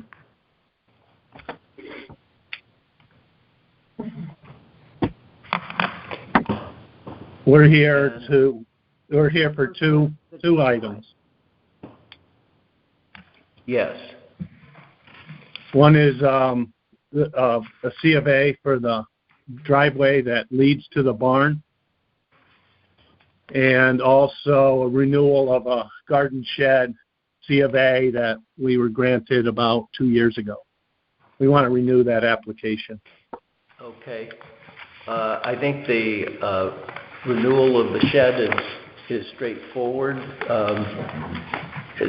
Let's take care of that first. Is there a motion to approve the renewal of the C of A for the garden shed? I'll make a motion to, Second. Discussion? All in favor? Aye. Aye. Tammy, are you voting? That was an aye. Okay. That motion carries. So the driveway. Now, you had approval for this, Todd, from where? Building? The building? Okay, so like around October 20th or so, last year, I went into the building department and inquired about formalizing the driveway to the barn. At that point, it was just a rough construction entrance, and I was told that I would have to get approval from wetlands zoning because we were in the upland review area for the stream that makes up the back boundary of the property. Yes.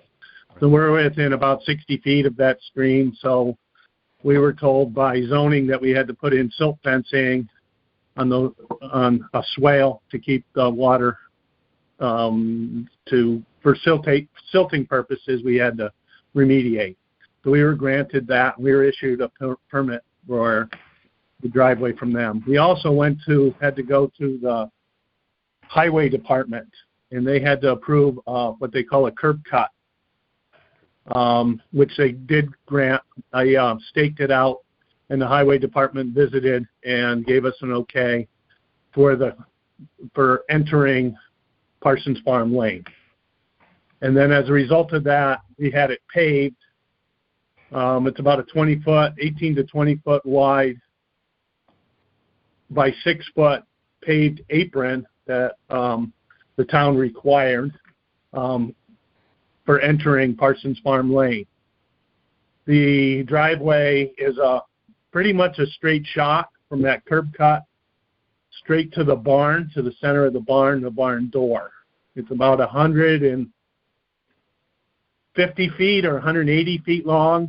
I don't have all my notes right. It's marked 150 on the sketch. Okay, yeah, okay. And that's correct. And then we're about 150 feet also from Lime Street. So we're set back quite a ways from Lime Street.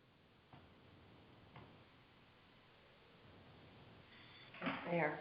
It's the driveway there. And it does. At this point, I don't think we're going to suggest changes.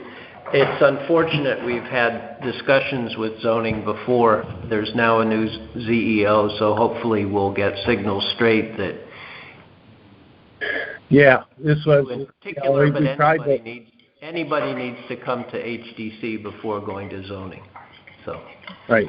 So that was not communicated to us. Although when we did put in the barn, there was talk about a driveway and how we would access the barn, and that was discussed during the C of A meeting for the barn. But I don't think it certainly wasn't specifically, addressed. Todd, on this drawing that you included with your application, you have Yes. the existing driveway and then you have the new driveway, and it's not clear whether they connect. Does the driveway from Lime Street connect with the new driveway? Yes, the driveway from Lime Street communicates with the new driveway, and you are able to go from Lime Street, enter the driveway, go to the barn, and exit on Parsons Farm if you wanted. They do communicate. Yeah. So the answer to that is yes. And there is a satellite view. There's more than a drawing. I included a satellite picture of the layout as it exists now, and that satellite was taken probably in March or April. Oh, I see. It's trees. And that is existing. That's real. Gotcha.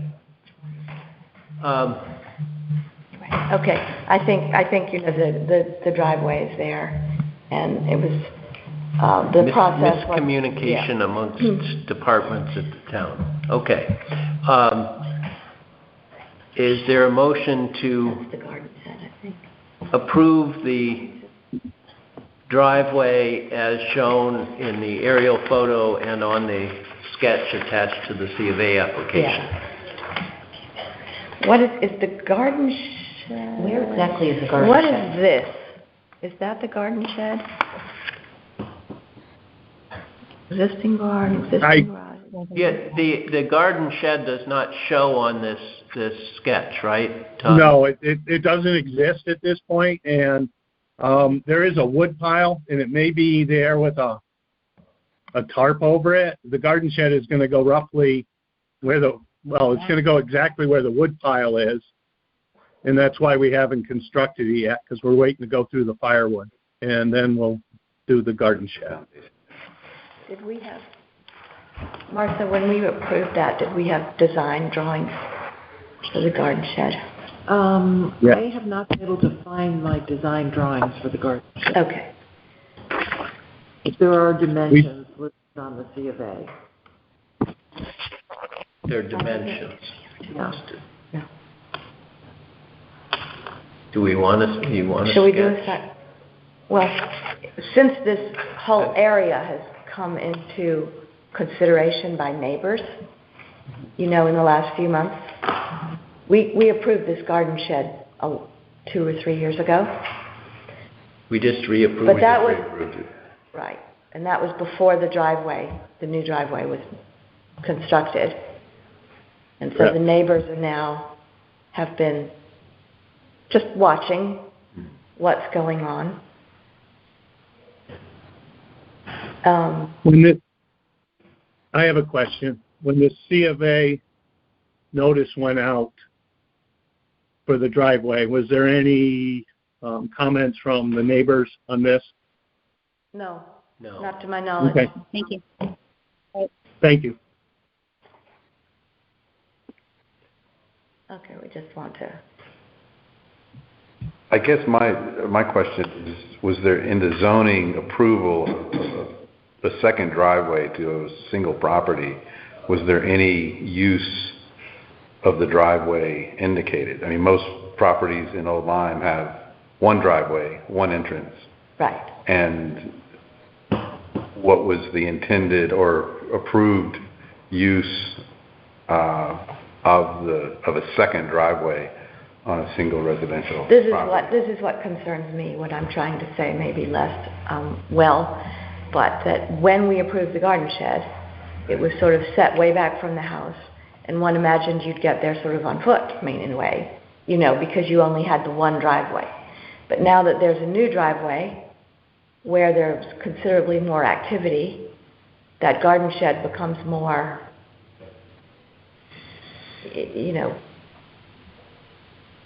less a secondary thought and more of a prominent structure. Mm-hmm. So the garden shed is not erected? No. No.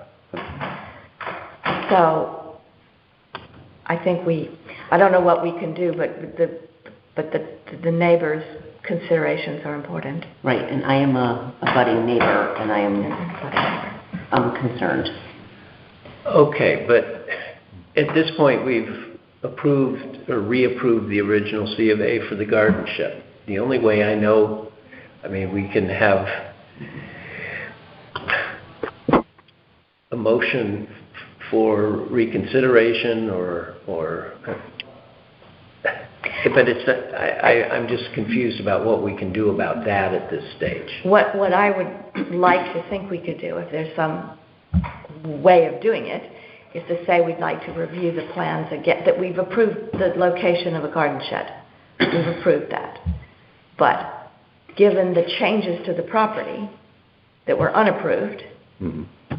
Right. with the driveway, we'd like to just review, once the garden shed plans become a reality, we'd like to see them. Okay. That we could do.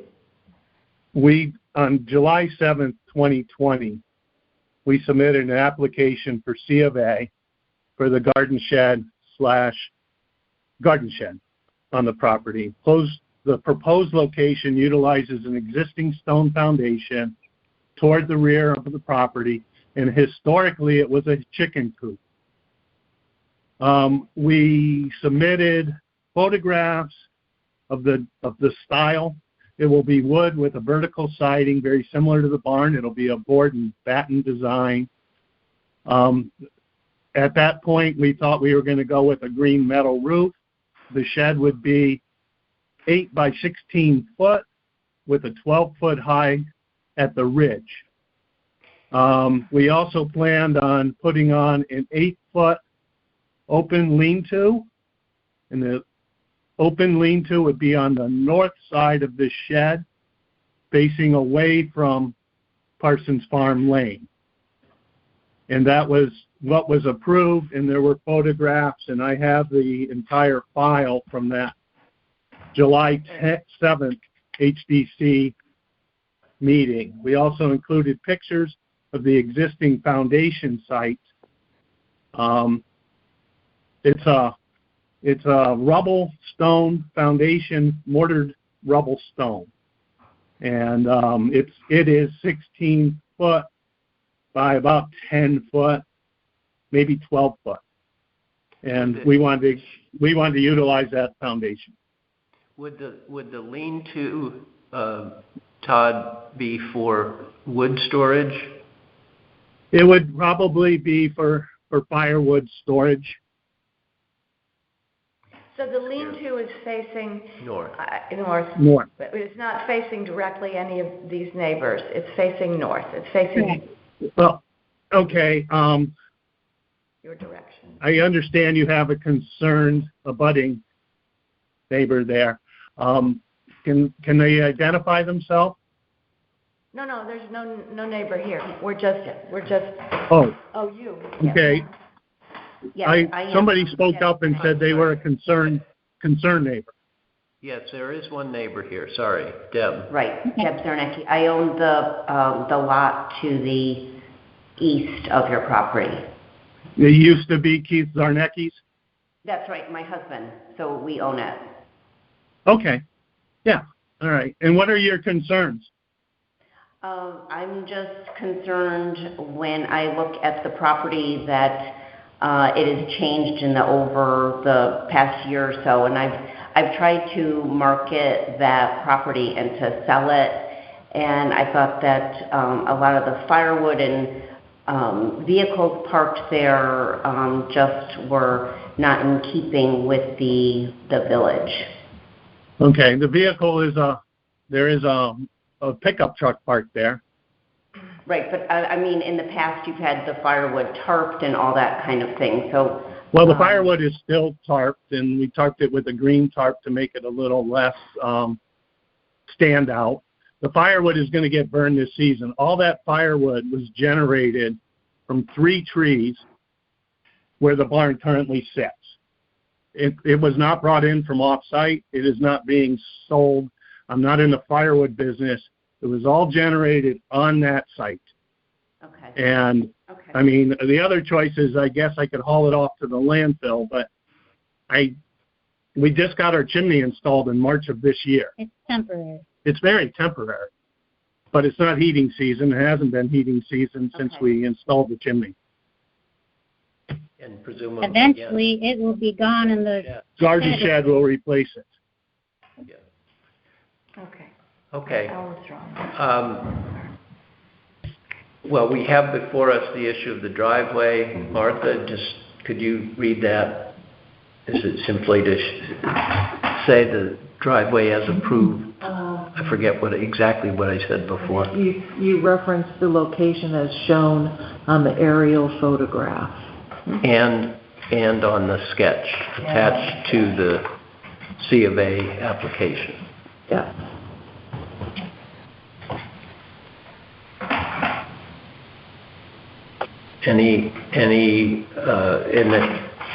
That motion has been made and seconded? I need an official person to make the motion and to second it. Anyone want to make the motion to approve the driveway?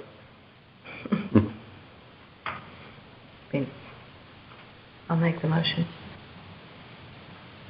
Is there a second?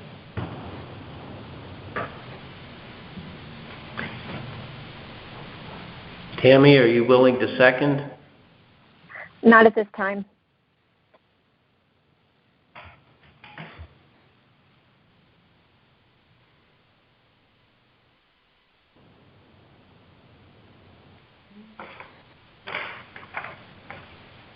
Well,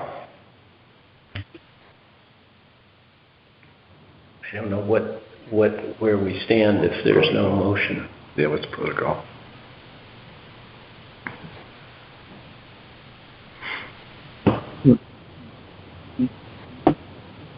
Am I allowed to second a motion? Yes, you can second it. I'll second the motion. Discussion. Again, if we're going to vote to approve the driveway, is there a use of the driveway that we can stipulate in the approval. We don't have a say over use. No, but the CEO does, right? But that's been approved. Yeah, but they've approved it. All we have say over is the location and the material, correct. the size, what else? Trying to understand what we have jurisdiction on the drive. I think that covers it. Material, and location, and dimensions. Right. Okay. That answers my question. Any further discussion? Okay, all those in favor? Aye. Aye. Opposed? Abstentions? Deb That would be me. and Tammy are abstaining, so the motion carries, Martha, 3 in favor and 2 abstentions. Yeah. Okay. And we need to talk to the new CEO. We do. So, okay, Todd, you're set, and I believe, and thank you for your patience. Okay, and just to clarify, today we were granted the extension of the CFA for the garden shed. Yes, And we also received CFA for, I'm sorry. The extension extends for the extension extends for 1 year. Thank you. And the CFA for the driveway has been granted, correct? Correct. All right, thank you. Thank you. Good, thanks, Todd. Yep, you're welcome. All right. Halfords.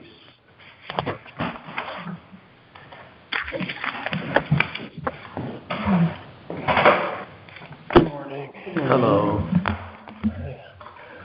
Did you get our paver? You dropped off a paver sample. I picked it up a few weeks ago. Okay. So so last time we were here, we were discussing a walkway. Right. Yeah, it's kind of heavy to be carrying it around, but My kitchen. you can use it to prop up your cookbook or something. We're discussing a walkway. So this is the new barn/studio on the property. The walkway just goes from the front door and around to a side entry, kind of roll-up door. The material is similar to, the look would be like this kind of interlocking gray paver. Last time... It's about this size. It's, that's the size of a brick. One of the sizes, yeah. It's three sizes, yeah. But that's right. That's the brick size. And this no longer has the stamp. It's not a stamp, right? So that last time I was here, I was told to look for other solutions besides the stamp. Right. So we're moving away from that to this. So that was our first question for today. Okay, and you say this is a walkway from the side to the front of the barn, 4 foot wide and 21 feet long in front, and 4 feet by 20 feet on the side of the barn. And how far back, could you show us on the sketch, how far back on the barn would this extend? So the barn door, or the roll-up door, is it's like centered in on that property. So it's just as wide as the door. I don't think it doesn't go wider, or maybe slightly wider than the door, but just in the front, so-called front door. Right, correct. And so this would be the front door facing Lime Street. This is only really as wide as the door itself. This path is the 4 foot dimension, and then back to the side, which faces our house, and that's the width of that roll-up door. So the driveway to that front door is gravel, right? Well, they're here today, he's here. Yeah, I'm here to talk about that. The driveway, But I'm sorry, sure. I just wanted to get The driveway is an asphalt driveway. Correct. to that front door. To the, Okay. right, and then we would transition to a walkway made of pavers. So what is the material of that paper and what is the brand? This is called Ideal Pavers. Is it stone composite or is it stone? It's not stone. It's like a concrete kind of a product. I don't have the sample. Paver product. Yeah, similar to a cinder block type material, but Do you want me to go get it? I mean, it's a I mean, it looks more like a brick than. like, more like a brick made out of. It has a smooth, Like a brick? a little bit porous. I mean, it's a smooth surface. I mean, just like a brick, but it's not made out of clay. It's made out of, a paver material, so it's more. And similar in color to this. This is, similar to like a medium gray kind of sidewalk color. Do you mind waiting a few minutes? I can just go get it. Sure. I mean, does it help to take a closer look at this? Yeah, I just looked at it. Folks here. What? Should we talk to, We we want to be here for Paul, though. Yeah, I'm concerned on time. Okay. Well, Yeah. okay. Yeah. So I'd like to see the sample because it's more like this for color and like the tumbled kind of. It's not tumbled, no, it's a squared edge, So it's pretty much this large picture. like the second one, yeah. It really looks like just a concrete brick. Okay. And it's not concrete brick. Bluestone treads, okay.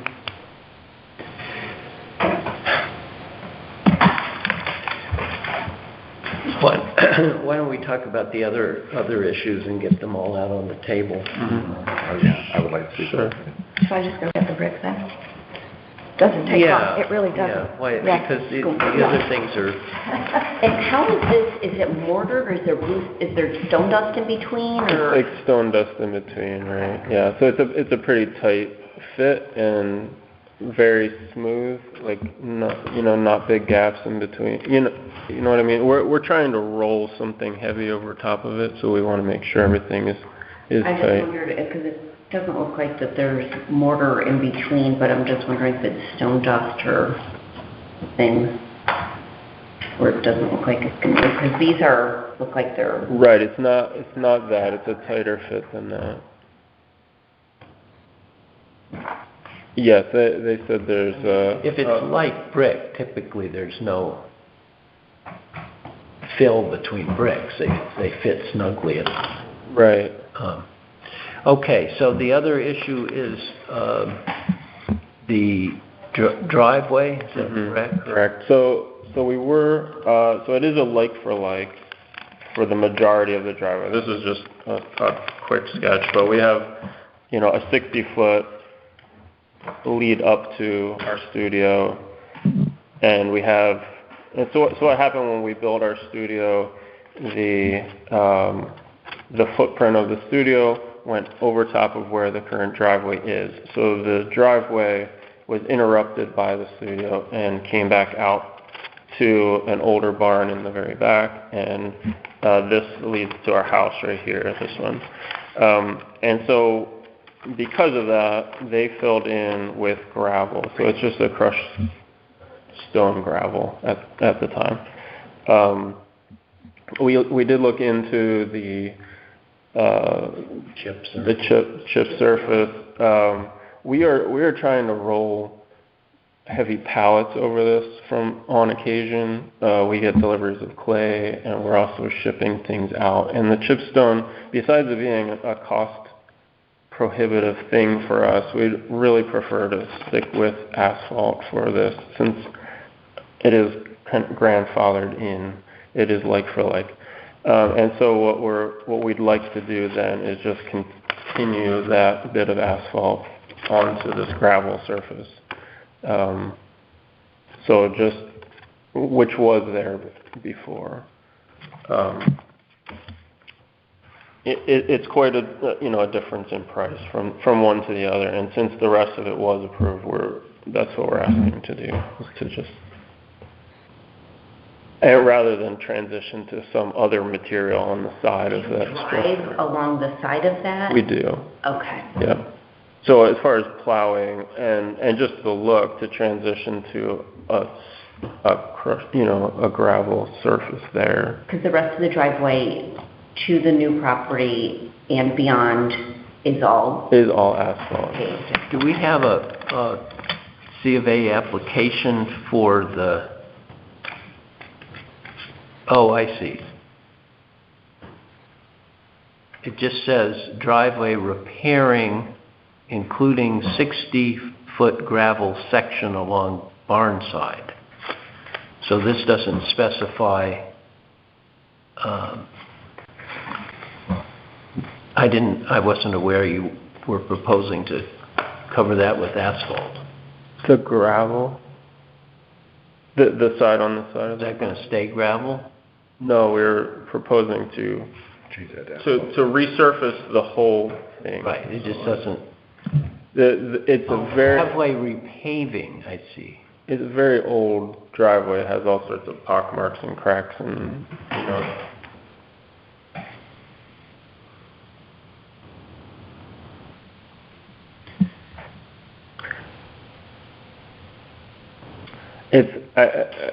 It's not a very visible thing from the road. There's a fence on the one side.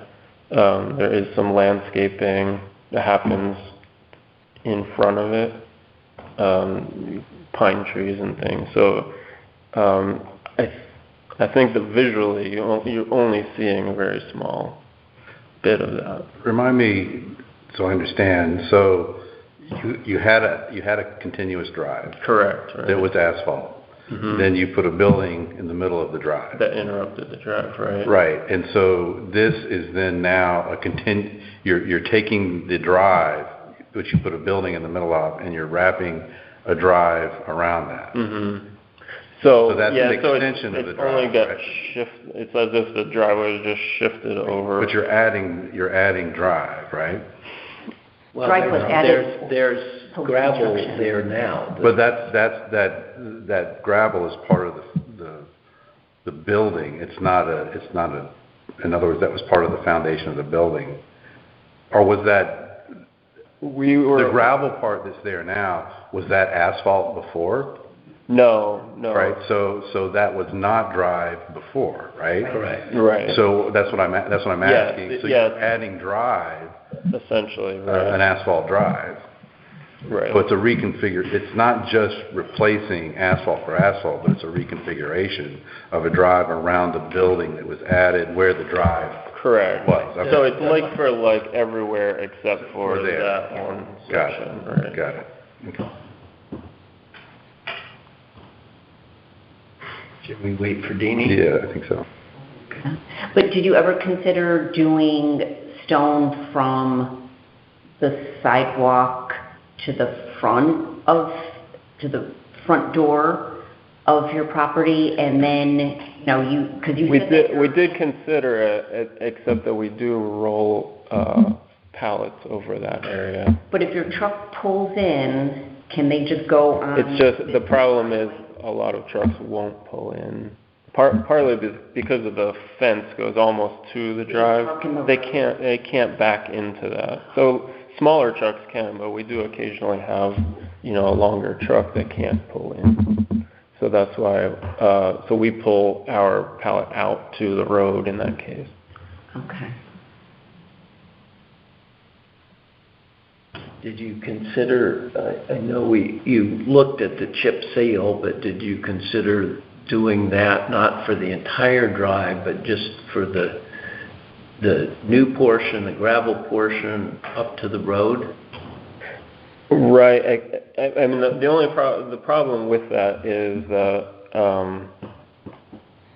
because some of the pallets of clay that we receive can be 5,000 or 6,000 pounds, and the wear and tear, and we can't gravel on top of that. I've looked at some of the chip seal things, and without gravel on the top, they don't look all that different from an asphalt driveway to me. Once an asphalt driveway has kind of been around for a little while and faded. I know initially it's a little stark. Okay. Thanks, Just to Deanie. catch you up, Deanie, all we've talked about so far is the driveway, and he's got the sketch, and basically they're proposing a like-for-like for the asphalt portions, Right. which are in front and in back, and he wants to do asphalt on the side as Which is well. a new extension, new drive. Hence the C of A. It isn't spelled out here exactly. We saw this when we did our site visit. Mm-hmm. Yeah. So, okay, but let's go back to this. Yes. Concrete brick. All right, that's nice. Thank you. Yeah. But no, it's better than what it looks like in these photos. Okay, yeah. Kind of plasticky. Does but- it Yes, right. have a variety in color, or This is will it be, mono? it'll be one monocolor, but there'll be like 3 different interlocking shapes. Okay. Well, but just so you guys, monocolor will look more like concrete. When you have, stone has a variety of color. Right. And I know I'm not saying color, I'm saying that a more stone-like appearance Tones, right, has variety. right. A monolithic color looks like concrete. I mean, the picture looks to be... There's some variety, yeah, as, from piece to piece, but Is that this? it's not like some of the other pictures that have a gold next to a gray. It's So there's some different variation shades of gray. variation of this. Yeah, correct, right. So you're saying the pallets can be moved on this surface? Correct, right. hmm It was poor planning, partly on our fault, that we put the door on the side, but we opened it up. We have kids, so they're coming in and out, and that's why we did that, but anyway. Okay, is there a motion concerning the pavers? Can I just see the drawings for the paper? So this is the front door coming off of Lime Street, Yeah. and then there's a wider door. So I just want to see am I concerned with where the driveway stops and starts right to where this would begin? Because it's the driveway. Is the driveway? It's right to the side of that, correct. Okay. So it's no longer stamped concrete. That's no. Oh, no, sorry, I didn't change the label on that. It would be the So this is paver. actually called, what are we calling this? Just, A composite paver, I guess. It's not stone, but it's like a concrete paver. It's concrete. That's what it feels like.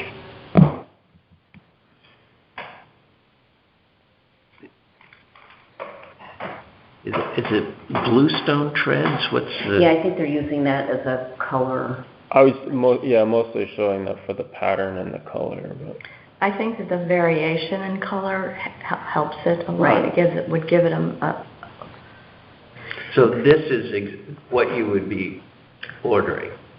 It should end up looking like it should look this. just like that, right? It's not so bad. Have we had concrete pavers elsewhere in the district? Or is this? Jeff Cooley's driveway. Jeff Cooley's driveway, concrete paver? Yeah, there's also a house Thank you, Paul. in between our yellow house and 76 Lime Street, I think. There's a very nicely landscaped house with paver driveway there. Yep. The entire driveway, Mhm. really pretty house. And the one that Lime Street, kind of like a tan color. Yeah. House is definitely back, driveway, Concrete paver, all of that. yeah. Better than asphalt.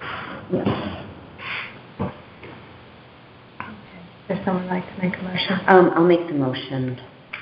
Is there a second? I'll second.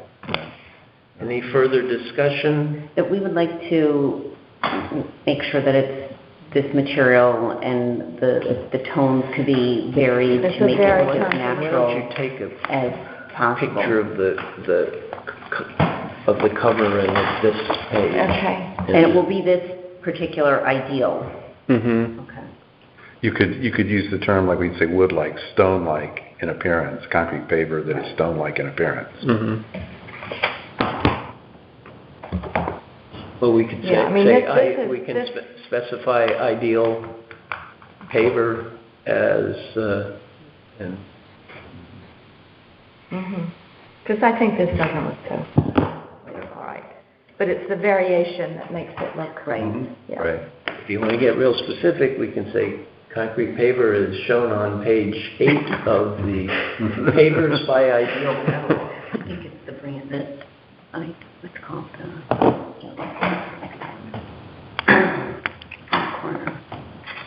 Do we want to You make could. that? You wanna could, make that- yeah. That's maybe amenable to changing the motion to But sometimes refer if it doesn't specifically look like to this that. and it's just all like that, it looks very, very commercial. Right. You know, this looks, Nice. yeah. Right. Yeah. And is this all readily available from your contractor? We'd be ordering it, and the contractor wouldn't be doing it immediately. It would be something we'd order. I'm not sure what his time frame is right now, All right. just because I didn't know what was going to happen. Right. And I think it's the name of it is Millstone, something or other, right? We could put that on there.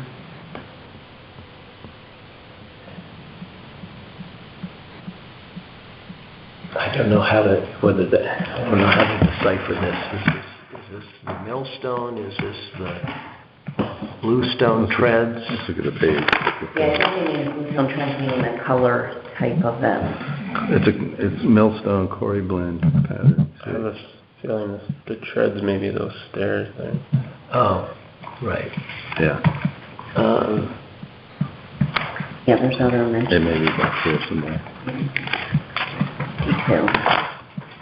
And they'd be varied sizes Well, too. is it Right. quarry blend pattern 6, I guess? I would say that's Yeah. Yeah. probably the name. Yeah. Okay. So, Martha, if you could just say approve, motion to approve pavers by Ideal Millstone Quarry Blend. And I would do the pattern too, because the pattern is. Yes, is- with So you don't get a- three different size different sizes. interlocking stones. That's right. Yeah. 'Cause sometimes they do two, and then the size can vary, and then it doesn't look right either, so. So you're amenable, Deb and Russ, to Yes. including that in the motion? Okay, Yeah. further discussion on the motion? All in favor? Aye. Aye. Aye. That carries unanimously. Now, driveway. Take your. Yeah. Oh, scratch your table. Okay, driveway. So are you, you're replacing the asphalt, and then what is that along the edge? Right, so in all of these areas here is the original Right. asphalt driveway, Except for this section? except for this section next to Right. the studio. Because when the studio was built, you had to create that curve. Correct, Right. right, which we were approved by zoning to do. Yeah. So right now it is just a crushed stone, and what we would like to do is just finish using the same asphalt to go around the side, because the chip stone was a cost problem for us partly, but also because the moving of pallets up and down the driveway was any little bump in a driveway creates issues with moving things around. But the pallets wouldn't all go in through the door over the road? Well, they wouldn't all be going around this way. They'd be going on the new section. It's just that to transition from, they will be going down the front of our driveway though. Right. Right. But you're not going to have heavy trucks on the side. We won't be having it on the side, but the transition to a new material on the side doesn't seem, just visually, I mean, it doesn't make sense to me, but, the transition to, say, a gravel or a chip stone on the side, Yeah. it seemed more, to use one thing all the way through. I mean, I don't know, I think.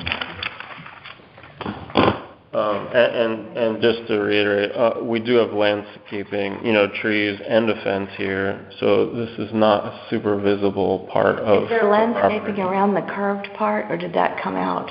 It did come out, except that there's currently a chain link fence that is covered in like a honeysuckle vine, and there's also the neighbors have like a arborvitae, I think, on the side there, and then we also have pine trees here, which kind of block some of. So anyone coming from this direction, I don't think would see it at all. Coming from this direction, we do have a fence. And so it's really only this like very beginning that I think is actually visible. There wasn't a set, so zoning has approved this without a setback between the, I mean, that's what's happened to the neighbors, is that they, originally just had one little driveway going back there. right, And now they have one that's sweeping right to their property line with this curve. right. So that's changed the situation for them dramatically, I think. Yep. So, we know that was something that happened. Because how close is the With edge of whom the driveway for the property line? It's 3 feet. 3 feet? Yeah. I mean, there's To approve this, yes? Has zoning zoning had approved it when they put in they did, right? the Bout Barn from its original approved location by us to the new location. This is what's it's just we're backing into the... Well, what's before us is whether or not we approve an asphalt surface, right? Right. Right. Mm-hmm.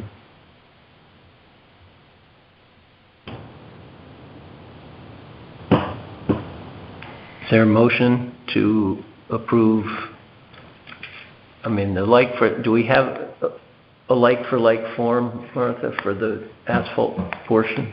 I have one, I can give you a like-for-like. We should, I filled out that form. We did turn in that form. the like-for-like. Yes.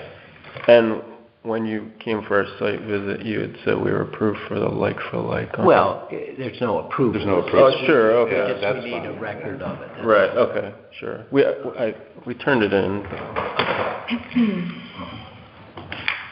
Is there a motion to approve, Here it is. Here's the like-for-like.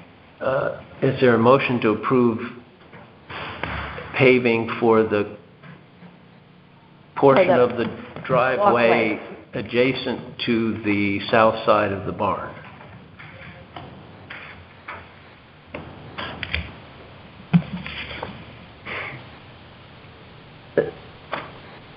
Meaning the two pieces except for the turn? No, the turn. Just the turn. Oh. The part adjacent to the south side of the barn. Will you be repaving the whole thing? Mm-hmm. Yeah, that's my concern, is that it's really the neighbors and the change in the, and now an asphalt driveway is swinging right into them. We should vote. Do the process. Can do. Let's continue with the process here, because what's before us is whether or not we approve this. Yeah. Correct. So I've asked if there's a motion to approve paving essentially the current gravel portion, which is adjacent to the south side of the barn. I will make that motion. Is there a second? I will second. Any further discussion? I guess all I'd say is I understand the concern with the neighbors. I think it's going to look kind of silly if you want, Yeah, to have a little Agree. bit of gravel in there. And The majority of the driveway is already. I think my I main know. concern is that well, no, I know. I that guess it it's is on principle, but, landscaped in a way so that it's just not, you don't have this stark black thing. Right. yeah, visible. the landscaping, if you did that as opposed to forcing your neighbors to do it, might be a very Some evergreen, considerate, something neighborly on the thing to edging. do. Sure. Because it's definitely changed there, and they've made a fair number of concessions too, on their property. Yeah. So, you know, I know that that's not in our purview to work out things between neighbors, but I do think it would be considerate, Mhm. since it has quite a bit changed there. Sure, yeah. I mean, currently it's completely covered. That fence is completely covered. But in the winter, it's not. Sure, Right. yeah. In the winter, there's no, those vines are, you know, dormant. Sure, yep. So certainly we can, put some sort of a shrub or something. Evergreen. Right, yeah, right. That wouldn't All right. overtake the driveway. Should we, maybe if Deb is agreeable, change the motion to say approve the asphalt coating for the current gravel portion and adjacent to the south side on the condition that it be screened from neighbors' views by appropriate evergreen shrubbery. Right, absolutely. Okay? Okay. Further discussion? All in favor? Aye. Aye. Tammy? Aye. Russ? Aye. No? Did you get me? Yes. So the vote, Okay. Mark, is 4-1. Russ dissented. Okay. Thanks. Thank you very much. Thank you.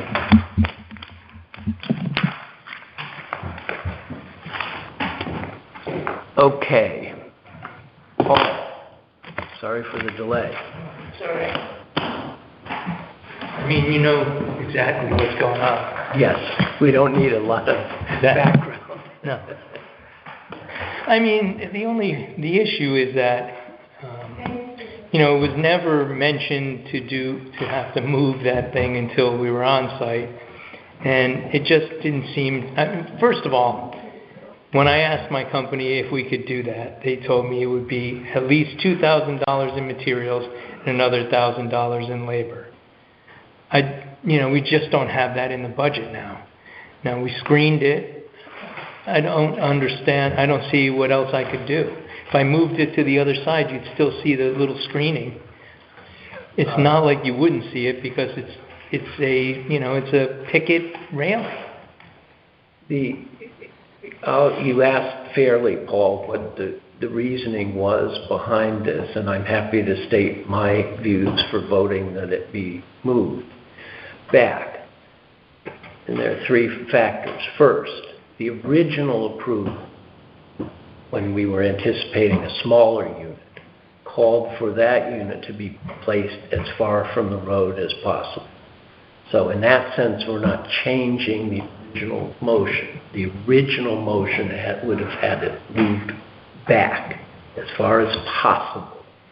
The second is, when I look at a house, a historic house, to my eye, I'm just speaking for myself, I mean, others may have different reasons, I think it's important to have a definition that shows the front curve, the front corner of the house. It, to my eye, breaks up the historic look. And the third reason is we are struggling to develop some consistency.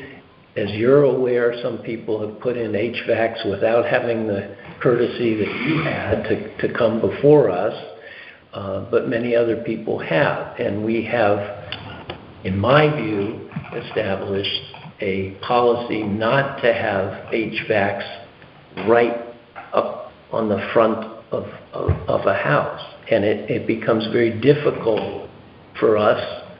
The next person comes along and says, well, look, Paul's got his right up at the front edge, to say no. So those were my reasons.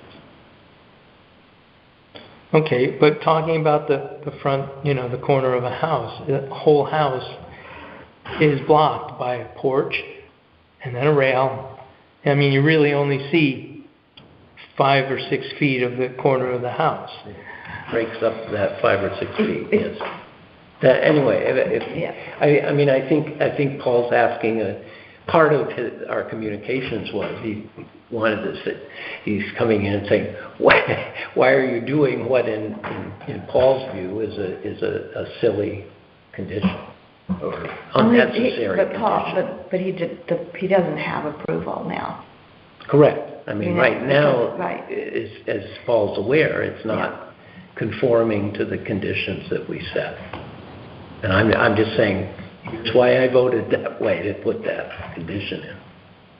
All right. Well, I mean, it's just not really possible for us to move it. We can't spend another $3,000 to move it. Maybe you can move it some other time. It just, I mean, I guess it's possible, but it just seems.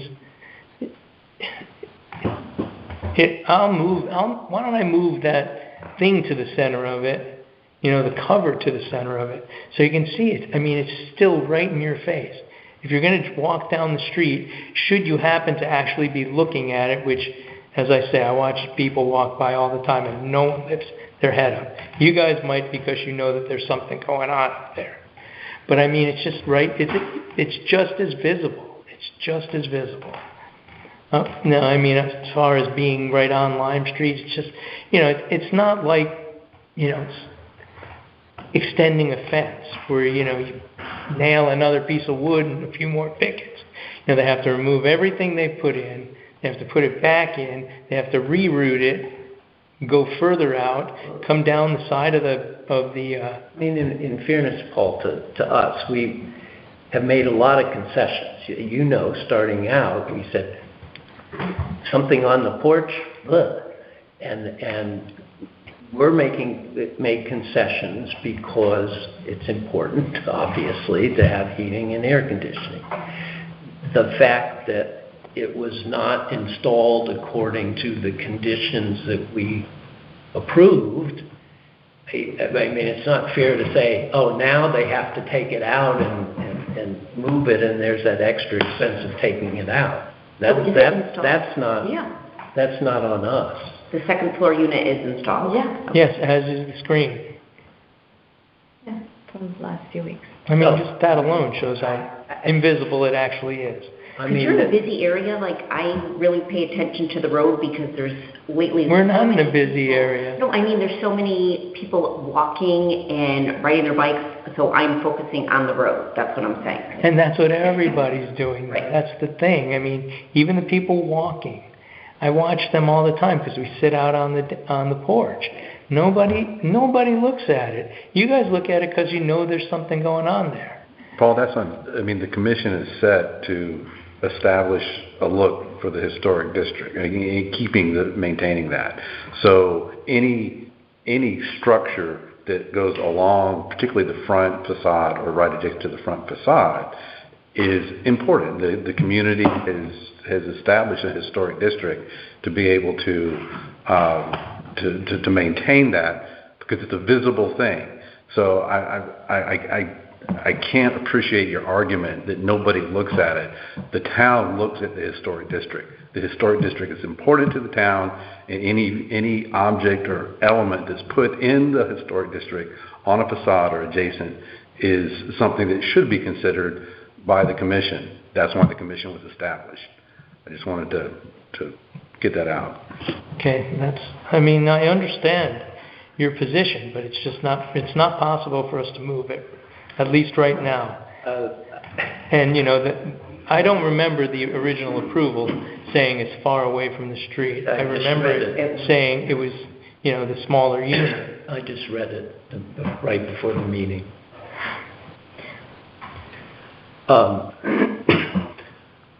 Well, I mean, if you want to request that we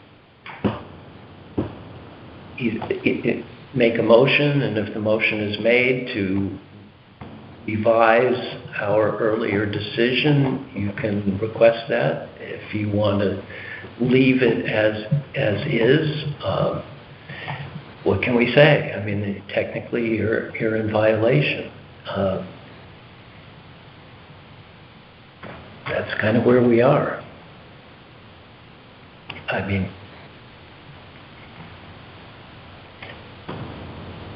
if you'd like us to present the issue of revising it, ask and we'll see what happens. Yeah, I mean, I can already see what's going to happen, but I will do that because I did investigate the appeal process. Right. So I will make an appeal to the Superior Court following this, following the decision not to let me move it or not to let me keep it there. I mean, I just can't do it right. I mean, to me, it doesn't make sense. If to you it does make sense, but other than that, I mean, I just can't do it. I can't, there's no more money in the budget for that. I can't do it. I've got a few kids in college. It's not, if you guys want to the Superior Court, you're going to spend a lot more money than it costs to... I don't think so. It's a fairly simple process. I think I can do it myself. I don't think I need an attorney. I mean, to me, it just was a little spurious that I had to move this thing over.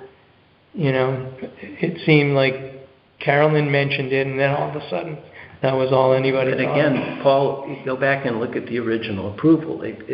That move, that from the very beginning, not having it flush up to the front of the house was important to the commission. And it was a much smaller unit. This is not a new condition that was not in the original condition. We made it more specific because we accepted that the size of the new unit made it impossible to move it even farther back, which might have been the case with the smaller unit. But we're not. This is not a flip on our part. This is a continuation of the approval that was originally given with respect to the smaller unit. And it's up to you, but you should. I'd urge you to think about what standards of review a court would impose. I won't offer any legal advice, but well, as I said, I just can't move it, at least not right now. I can't tell you when I could move it because I don't really know right now. Like I said, we got 2 kids in college. We just did a major renovation, and the money in the renovation has kind of dried up, and it's time to catch up a little bit. Yeah. Well, I mean, it seems to me you then live with it as it is, and hope that at some point you can move it.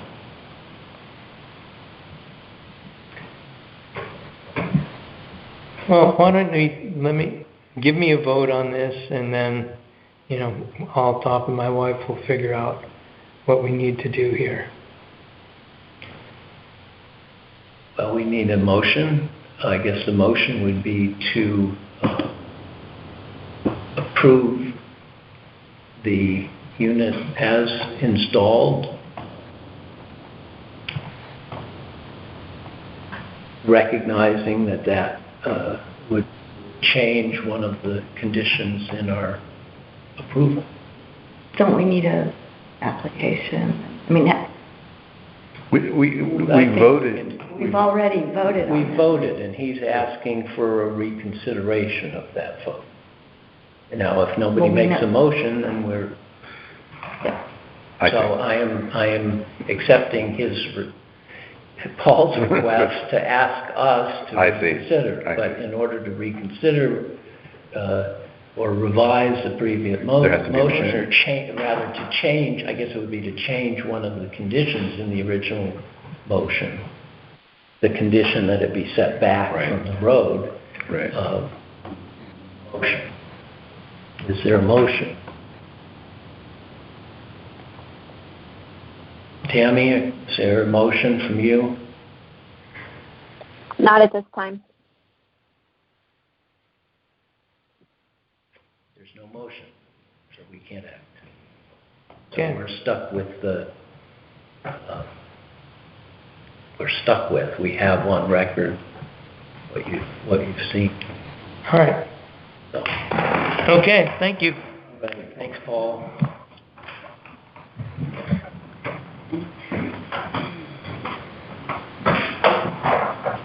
Okay, Elsbeth.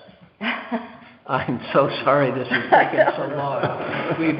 Before you came in is where we got slowed down. Hi, how are you?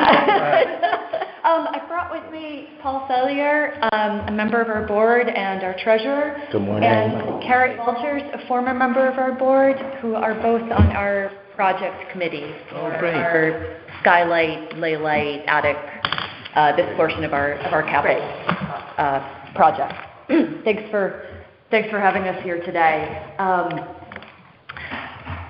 So we have been fundraising for our skylight project for a little over a year now, and we are ready to start moving ahead, if possible, with the roof replacement and skylight replacement portion of the project. And so we would like to prepare an application for a COA from the Historic District Commission.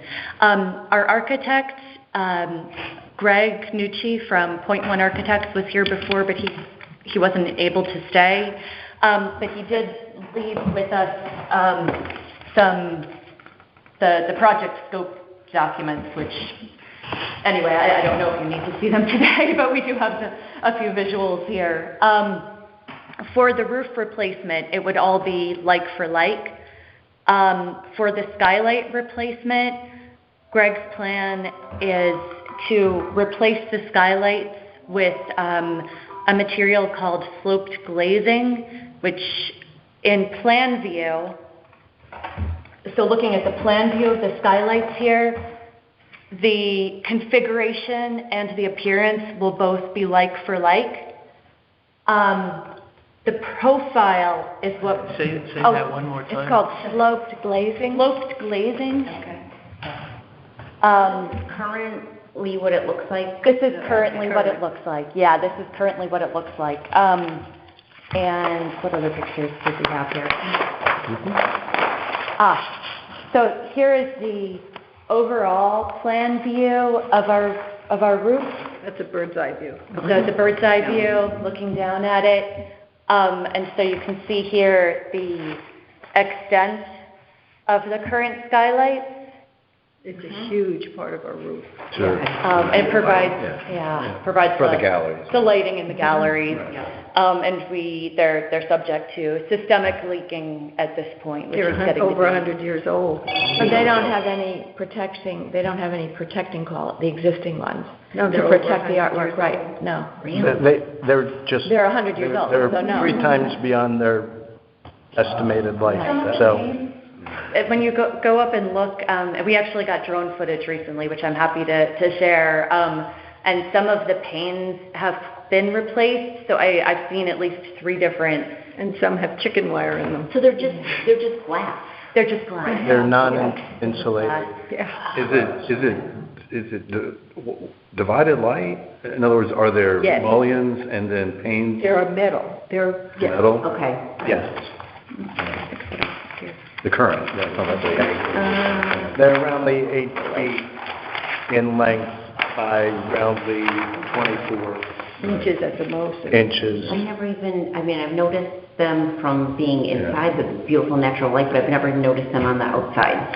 Because the shingles and all are all darker, so that it blends in. That's why it does blend in. Yeah. Okay. And our goal is certainly to have it continue to blend in, but the new material would incorporate an insulative layer. And so the material that Greg is looking at right now, the profile could extend approximately 3 inches up. And so we're working right now to hire a construction manager for the overall project. We put out an RFP, and we're waiting to, we've got 4 companies interested, and we're waiting to get the packages and the bids back from them in a couple of weeks, by September 20th.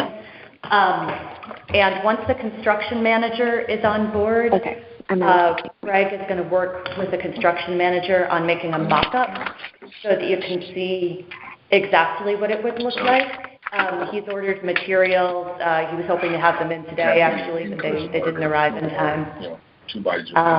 So the new roof will be more shingles, is that right? Or It'll be, steel? no, it'll be, the roof will look the same as it does right now. Right. And what's the material on the roof now, and what's the new Is it material? asphalt? It's glass and asphalt. It's asphalt shingles. It's an asphalt. Skylights. Okay, it's asphalt shingles currently. So the skylights are approximately 65% of the roof area, with the rest being Shingles. architectural shingles. And then you'd have new shingles, and those would be the same material? Yes. Same color. Like for like. That's okay. I'm sorry. Same color, same material. No, I'm at a stopping point. Talking about the skylight. So describe the construction, the mullions, the skylight itself, particularly from the exterior viewpoint. What is the material of the new skylight? Not just the glass, but what's holding the glass in place and all of that. Send it to, I would send it to the card. And that is where the mock-up would be certainly helpful. Right here. So, I can hold it right here. And then you can point. Pick up my car and do whatever you need. let's see, so here is the new aluminum sloped glazing with the 1-inch high performance glass with high VLT and low solar heat gain here. And then this is the portion, and the new aluminum flashing would be here. And then there's a continuous ice and water barrier wrap up and over existing wood curbs. And so this is where approximately 3 inches of additional height. So it will be up a little bit, raised about 3 inches off the flush part of the roof, right. And the primary reason for that is for better flashing, if the architect was concerned that we kept it so tight, even if we could get that particular material, that we wouldn't have, there would be the potential for a failure. You can flash better with the... And leaks in an art gallery don't go. Right, you can't have that. No. So how far does that last part, you talked about a membrane that comes down over that piece, and does it then come down the roof? Am I seeing that? It's underneath the roof. It's underneath the shingle, right? So the flashing goes under a shingle. Right. That makes sense, right? Yeah. So the shingle comes right up to it. So the only visible part then, besides the glass, is this aluminum The flat framing. And then what about between the is this one continuous pane of glass, or is it many panes? And what is this? How does this look? Yeah. So it's many panes. Right. Most of the manufacturers that we've seen to date are really modular type, standard size units. So they're from a replacement. If glass would break, it's sort of plug and play, just pull out and replace. So we'd have sort of the same molding or framing that exists today. Is that metal? Or it's metal sort of a mullions, yes. Right, yeah. Okay. All right, and those current gray areas where there's glass now, Right. All of that's there now, including in the rear? Oh, Yeah. yes. So it's Yes. really all going to be the same? Yes. Gotcha.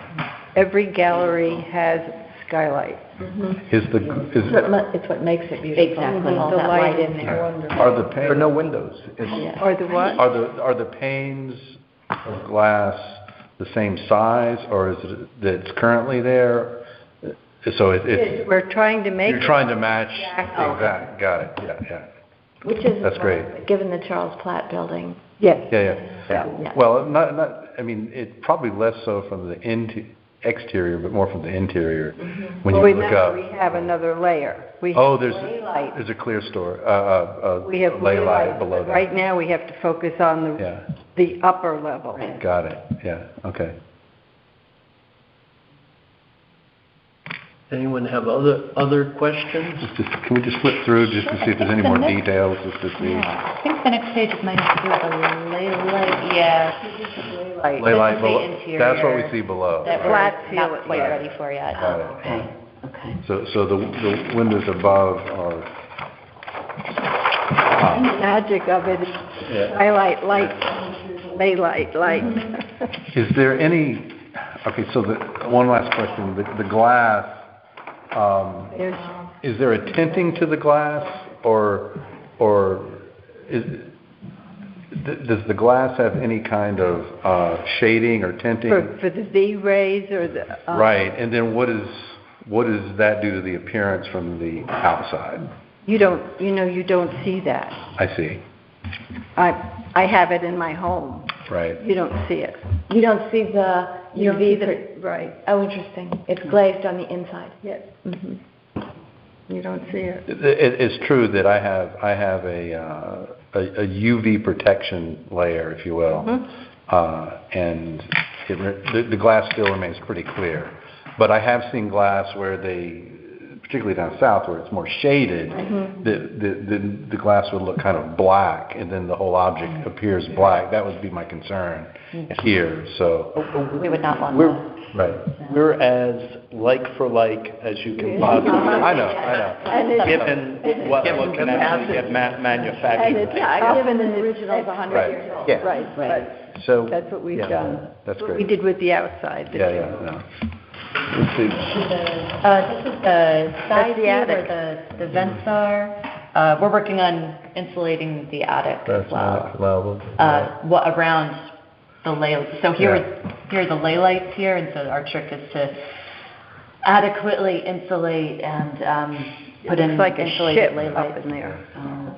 Actually, the note up here is actually speaks to what I was just talking about, in that you're trying to maximize the amount of light coming in, right? Because it is illuminating the gallery, so it's not a shaded type of situation, right? So that's good. It will appear very glass-like. Maximum allowable. You can only get so much insulation out of a pane of glass regardless. Yeah, We're trying to maximize, we're trying to do it in several spots.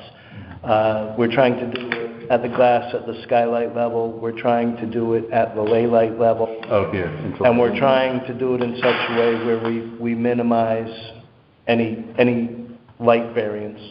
And then also through insulation in the attic floor space where we can. So, and again, we can only achieve that.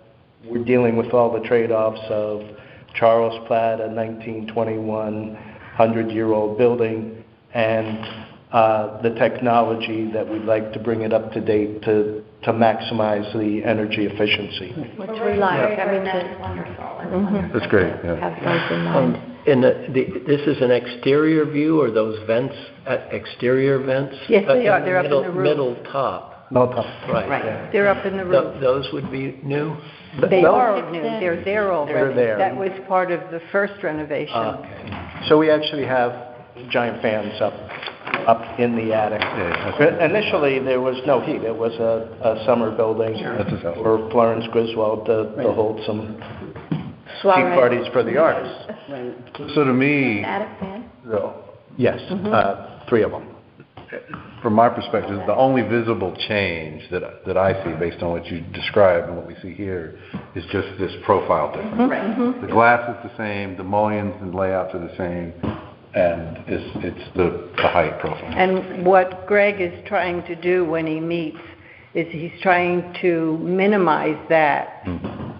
And hopefully our contractor can make a model and show us. Show it so you can see that, yeah. So they won't look like my first impression when I saw the first photo. Like the commercial where you crank it open? No, they almost look like solar panels kind of thing. Right, No, right. Yeah. And I'm like, oh boy, no. no. We want it to look as Just much like as it possible, does. just like it does. Yeah.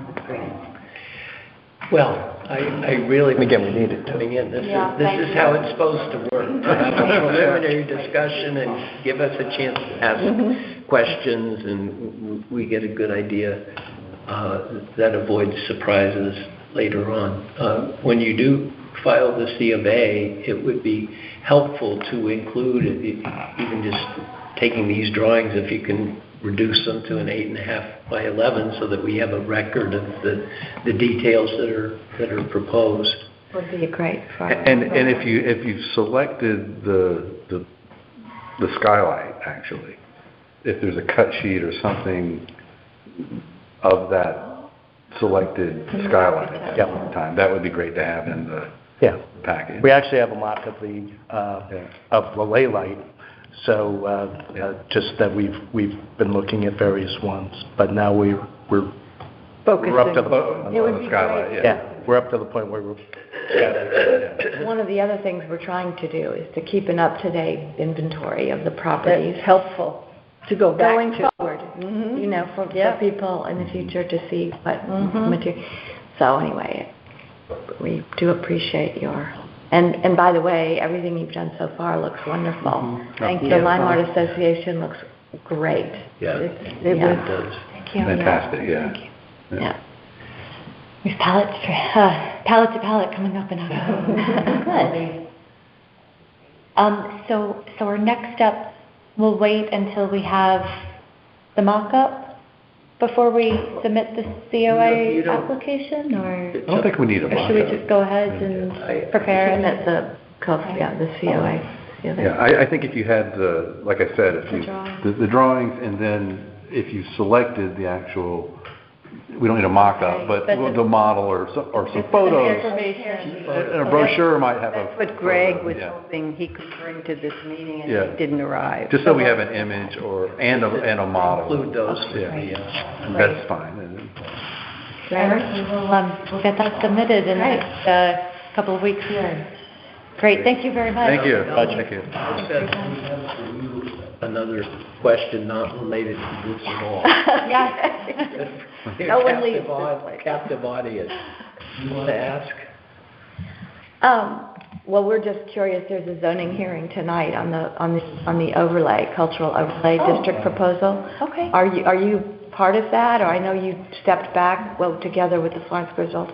I haven't heard, I thought I saw an item on the agenda for this meeting, but I don't know anything about it. Nobody. Well, the agenda was just an update as to what had happened. But there's a zoning meeting tonight where apparently It's on the zoning agenda for the zoning commission tonight. Anything about that? Do you But want- it's from the Lime Archives. So I just wondered whether you. No, I don't know anything about it. Okay. The last discussion I had was the day of Well, we have some here. meeting, Right, that's all I know. Okay. Yeah. And then I know Becky has left for Ohio, and She's left for good. and I haven't That's consulted good. Maura, so I That's don't know. fine. We'll see what they propose tonight. Okay, we're just curious if you had inside information. Yeah. And then another issue, and it was especially noticeable during your earlier exhibition where you had this big Essex Savings Bank sign. I was wondering if that. Signs are structures. So one of our board members, I was wondering about that. One of our board members told me that it would be fine for that short time, but I was wondering if that was perhaps going to be an issue. So that is a size sign, any sign Yeah, any sign you need to apply. Thank you. Any sign. I've got it. And there's a bit of a clarification. We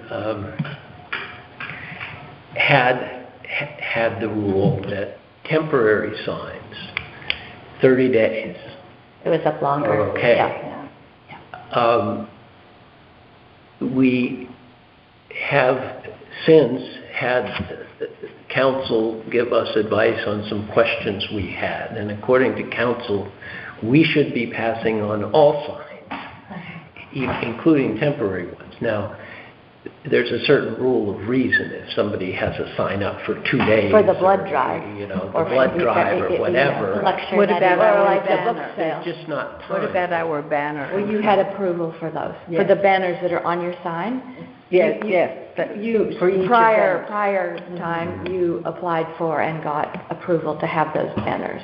What we're trying to do in the district here is clean up some of the proliferation of just signs, and some of the signs come, and I think that's what John is saying, we're not gonna go, we have some understanding, but there's signs, more and more signs that stay indefinitely. So when we have a captive audience. No, good to Like know. to play by Thank the you for rules. the guidance. Yeah. Yeah, I mean, there are signs that even appear temporary on other establishments in town that stay up for a long period of time, that really, we're trying to Eliminate that. eliminate that, yeah. Yes. So, I- thank you for your consideration. Yeah, no, that makes sense to me. I was,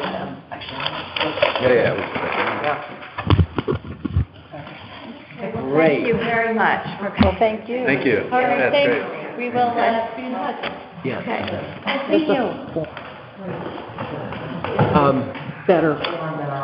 So we have already covered items 11 and 12. Okay.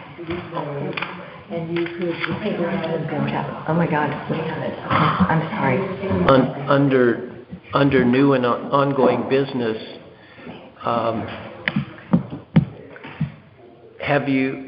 they were circulated sort of at the 11th hour, but does anyone have comments about either the community letter or the C of A form review? C of A form. I think the letter's a great idea and a great thing. My only thought was we might mention that the overlays on the GIS site. Are we talking about, We're talking I about did have the that. community letter. It's I did have that. I might have gotten, did we edit that out? of the letter, yeah, just for space. Right. But there's something on the attachment, but I'm not sure it refers to the GIS site link. Because it was in the It doesn't have to refer to the link, it just, a statement that you can. that we accomplished this project. That's right. That's right. So maybe we take, I need to take another look at that Right. statement. So that the community's aware that they can go to the GIS if they want to see. no, I liked it But too, and it why- also why showed that can't we're we- working. Why can't we just post a link to on our website, post a link that connects to the GIS link? We can. We can. We can, but We just probably thinking that it would, if we're writing this so-called community letter, just to point out that this is something that the historic district has accomplished, as, instead of getting Right. people angry with us, we've, No, I think the letter's great from that standpoint of.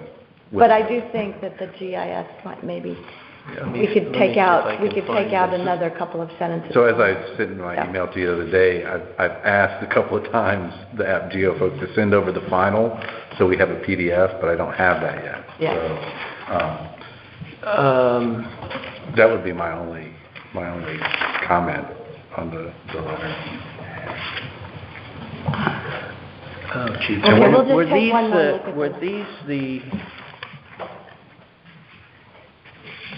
these were I referred to Paul to the original approval minutes, but I'm wondering if what I was looking at was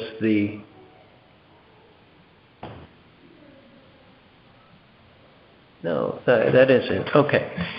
So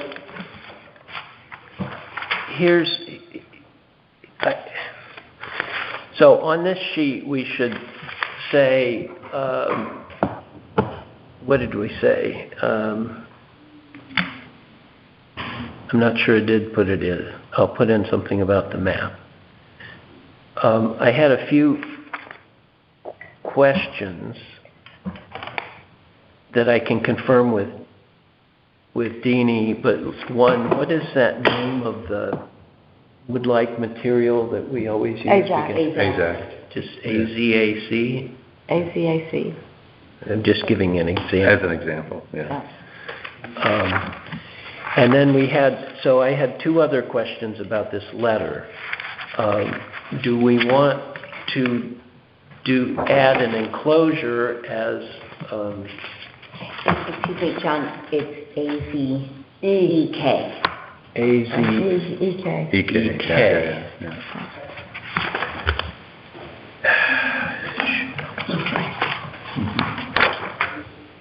EK. Do we want to have another enclosure such as Carolyn referred to, that has pictures of things that we think are nice? I just worry about that a little bit. I think that's hard to do, because then people look at it and say, oh, they want this. Yeah. Mm-hmm. And we do have some examples. We have some good examples, nice examples in the handbook, and we refer them to the handbook. That's right. But I don't think we want to... if we put this down on paper and send people pictures, they're going to say this is what they want. Right? Okay.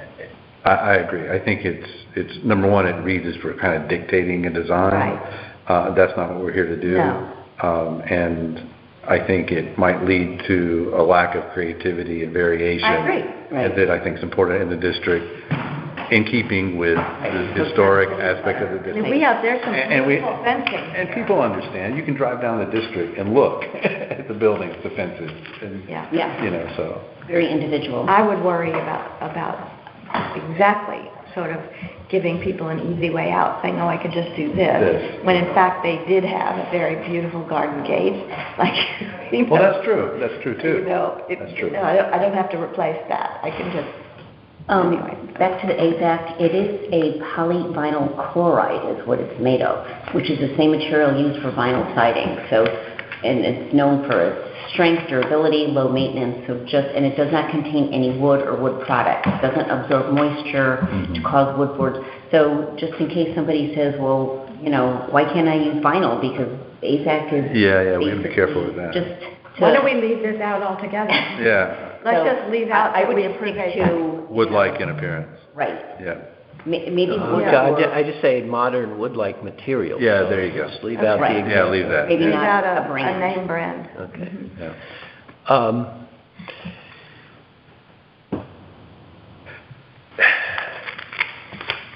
And then I have a minor issue on the C of A. I think had to go to two sides, but one is to leave lots of lines for the description so that people are encouraged to write more than just one word. Right. New fence. Encourage photographs and schematics, like property photographs too. That was the question. We give it on the front. We say, here's what's included or attached: a site plan, scale drawings and elevations, photos, samples of materials. But we don't always require all of those things. Right. So what we say is, on the backside, is attach a site plan required for buildings or building additions, scale drawings required for buildings or building additions. Do we even need that? We do when there's an addition, right? That's the other form, Martha. But a garden... Form B, or there are two, one's for alterations and the other one was for additions. Yeah, but for example, a garden shed. We don't have a scale drawing of the garden shed. We have dimensions. We might have, I don't have those C of A's, I don't have that. I think any building or structure, we should have drawings. Okay. And one other thing, John, I think we should have a site plan also for any mechanical addition. Right, we need to know where these units are going. So, okay, buildings, building additions, and mechanical units. Yeah. And also Does a that site plan include- for fences too. You need a site plan Right. if you want to know where a fence is going. So any structure, So any structure. I would say any structure, Well, driveways, walkways, site plan, yes, yeah. hedges. We have hedges on here as something that we need to approve. Do we approve hedges, Martha? I don't think so, I don't recall that we ever, because that's landscaping. Landscape. Leave that off. But we just make suggestions. We suggest, like color, it's like a color. If it creates a structure, as it did at my house, I mean, at my Structure. house, I don't think my we have hedge it. created what is effectively an A outdoor fence. structure. Right. Okay. Suppose somebody wants to come in and build I do a too. I 10-foot think we approved hedge it. that Yeah. completely blocks their house. We can't do anything about that, I don't. Because it's a living fence type thing, right?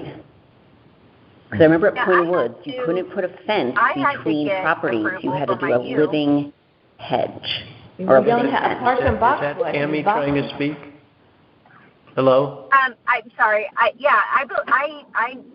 got, after the fact, but I got approval for replacing the privet with the U in front of my house. Yeah, I think so. Yeah, and I did too. All right, well, let's leave it in then. Yeah.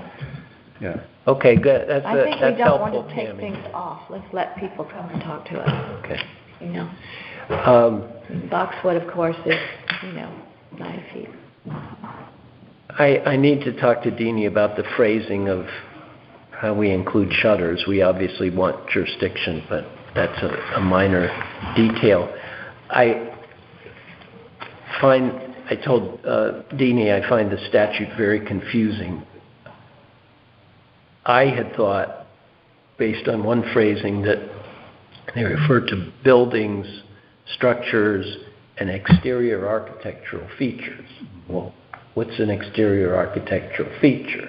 Is We that a- came up is that- with the is that a- example of a shutter.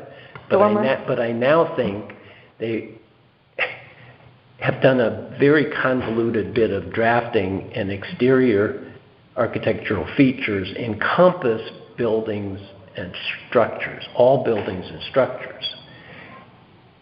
Now, why does that matter? Because one provision says we have jurisdiction over exterior architectural features that are visible from the street or another public way, which presumably would be the public drives at the highway or even the Lieutenant River. But what this new reading means is if that term, exterior architectural features, encompasses all structures and buildings, then if they want to have an HVAC unit that's behind the house that can't be seen at all on the street, and there's no other public way behind them, then we don't care. I mean, or we can't. We sort of discussed this with respect to that, all the mechanicals across the street. Remember when we were talking about whether they should be screened on one side, 2 sides, or 3 sides? But see, that's a public, the Because high you schools. could see it from the high school. This is a So public, we said they had to screen it from, But there was someone who so came that in. it couldn't be seen There was from. someone who came in last meeting and approved their HVAC, and as far as I can understand, it was not it was where the old one was, and it's tucked in a corner in the back of their right down house. here. Right. There's no public way from which that's visible. Anyway, they Is there? came in. I'd rather have them Well, I'm come wondering in than not. I know, but I'm wondering if we should at least refund their check. Oh, The attorney's office where it was grandfathered because of the placement, right? Is that pretty much what it was? right. Yeah, well, was it just last? I don't know. Last meeting? It's $25. No. If there's a fee for bookkeeping and such. Right. Was that 30 Lime Street? I don't have last time. Was that in July? I think it was Because July. I think it probably was in July. 30, Kornacki, yeah, that was. to install a new Oh, that's in my 28-gallon neighbors. Yeah. propane tank behind the house. It will not be visible from Lime Street or Beckwith Lane. Right. Well, but then it says due to landscaping and fence. if the landscaping changed, then it might be visible. So I guess we leave. I think we just leave it. I mean, I appreciate when people come in. I'd rather have them err on the side Right. of coming in. Well, just like today with Yeah. Jim and the fence. I Right. mean, I thought that was the gentleman here that's potentially buying it was very receptive and productive Yep. in trying to Accommodate. That was a very I think productive. we're still in a meeting here, right? So- Yes. Well, Tammy, do you have anything else? I think we've been through the, my other question about the community letter is, should we include a copy of the map? Yes. Okay, I think that's a good idea. okay. And So just to double check, we've talked about the community letter, the C of A review form, signage policy. We got That's that. going to have to bounce to next time. Right. It's after And future walking surveys of the district, I suggest that we send out an email and try to pin down times, frankly, for both sessions, just so people can get them on their calendar. September and October. Are we doing our dates now? No, not now, but send it, if you could just send out Yeah. an email with Some dates? suggest a range of dates, and hopefully people can join. Okay. Okay. I have no other business. Next item, unless anybody else does, the next item is adjournment. I'll make a motion, we adjourn. Russ Second. moves, Deb seconds. All in favor? Aye. Hi. Thanks. Bye. Bye. Bye, Tammy.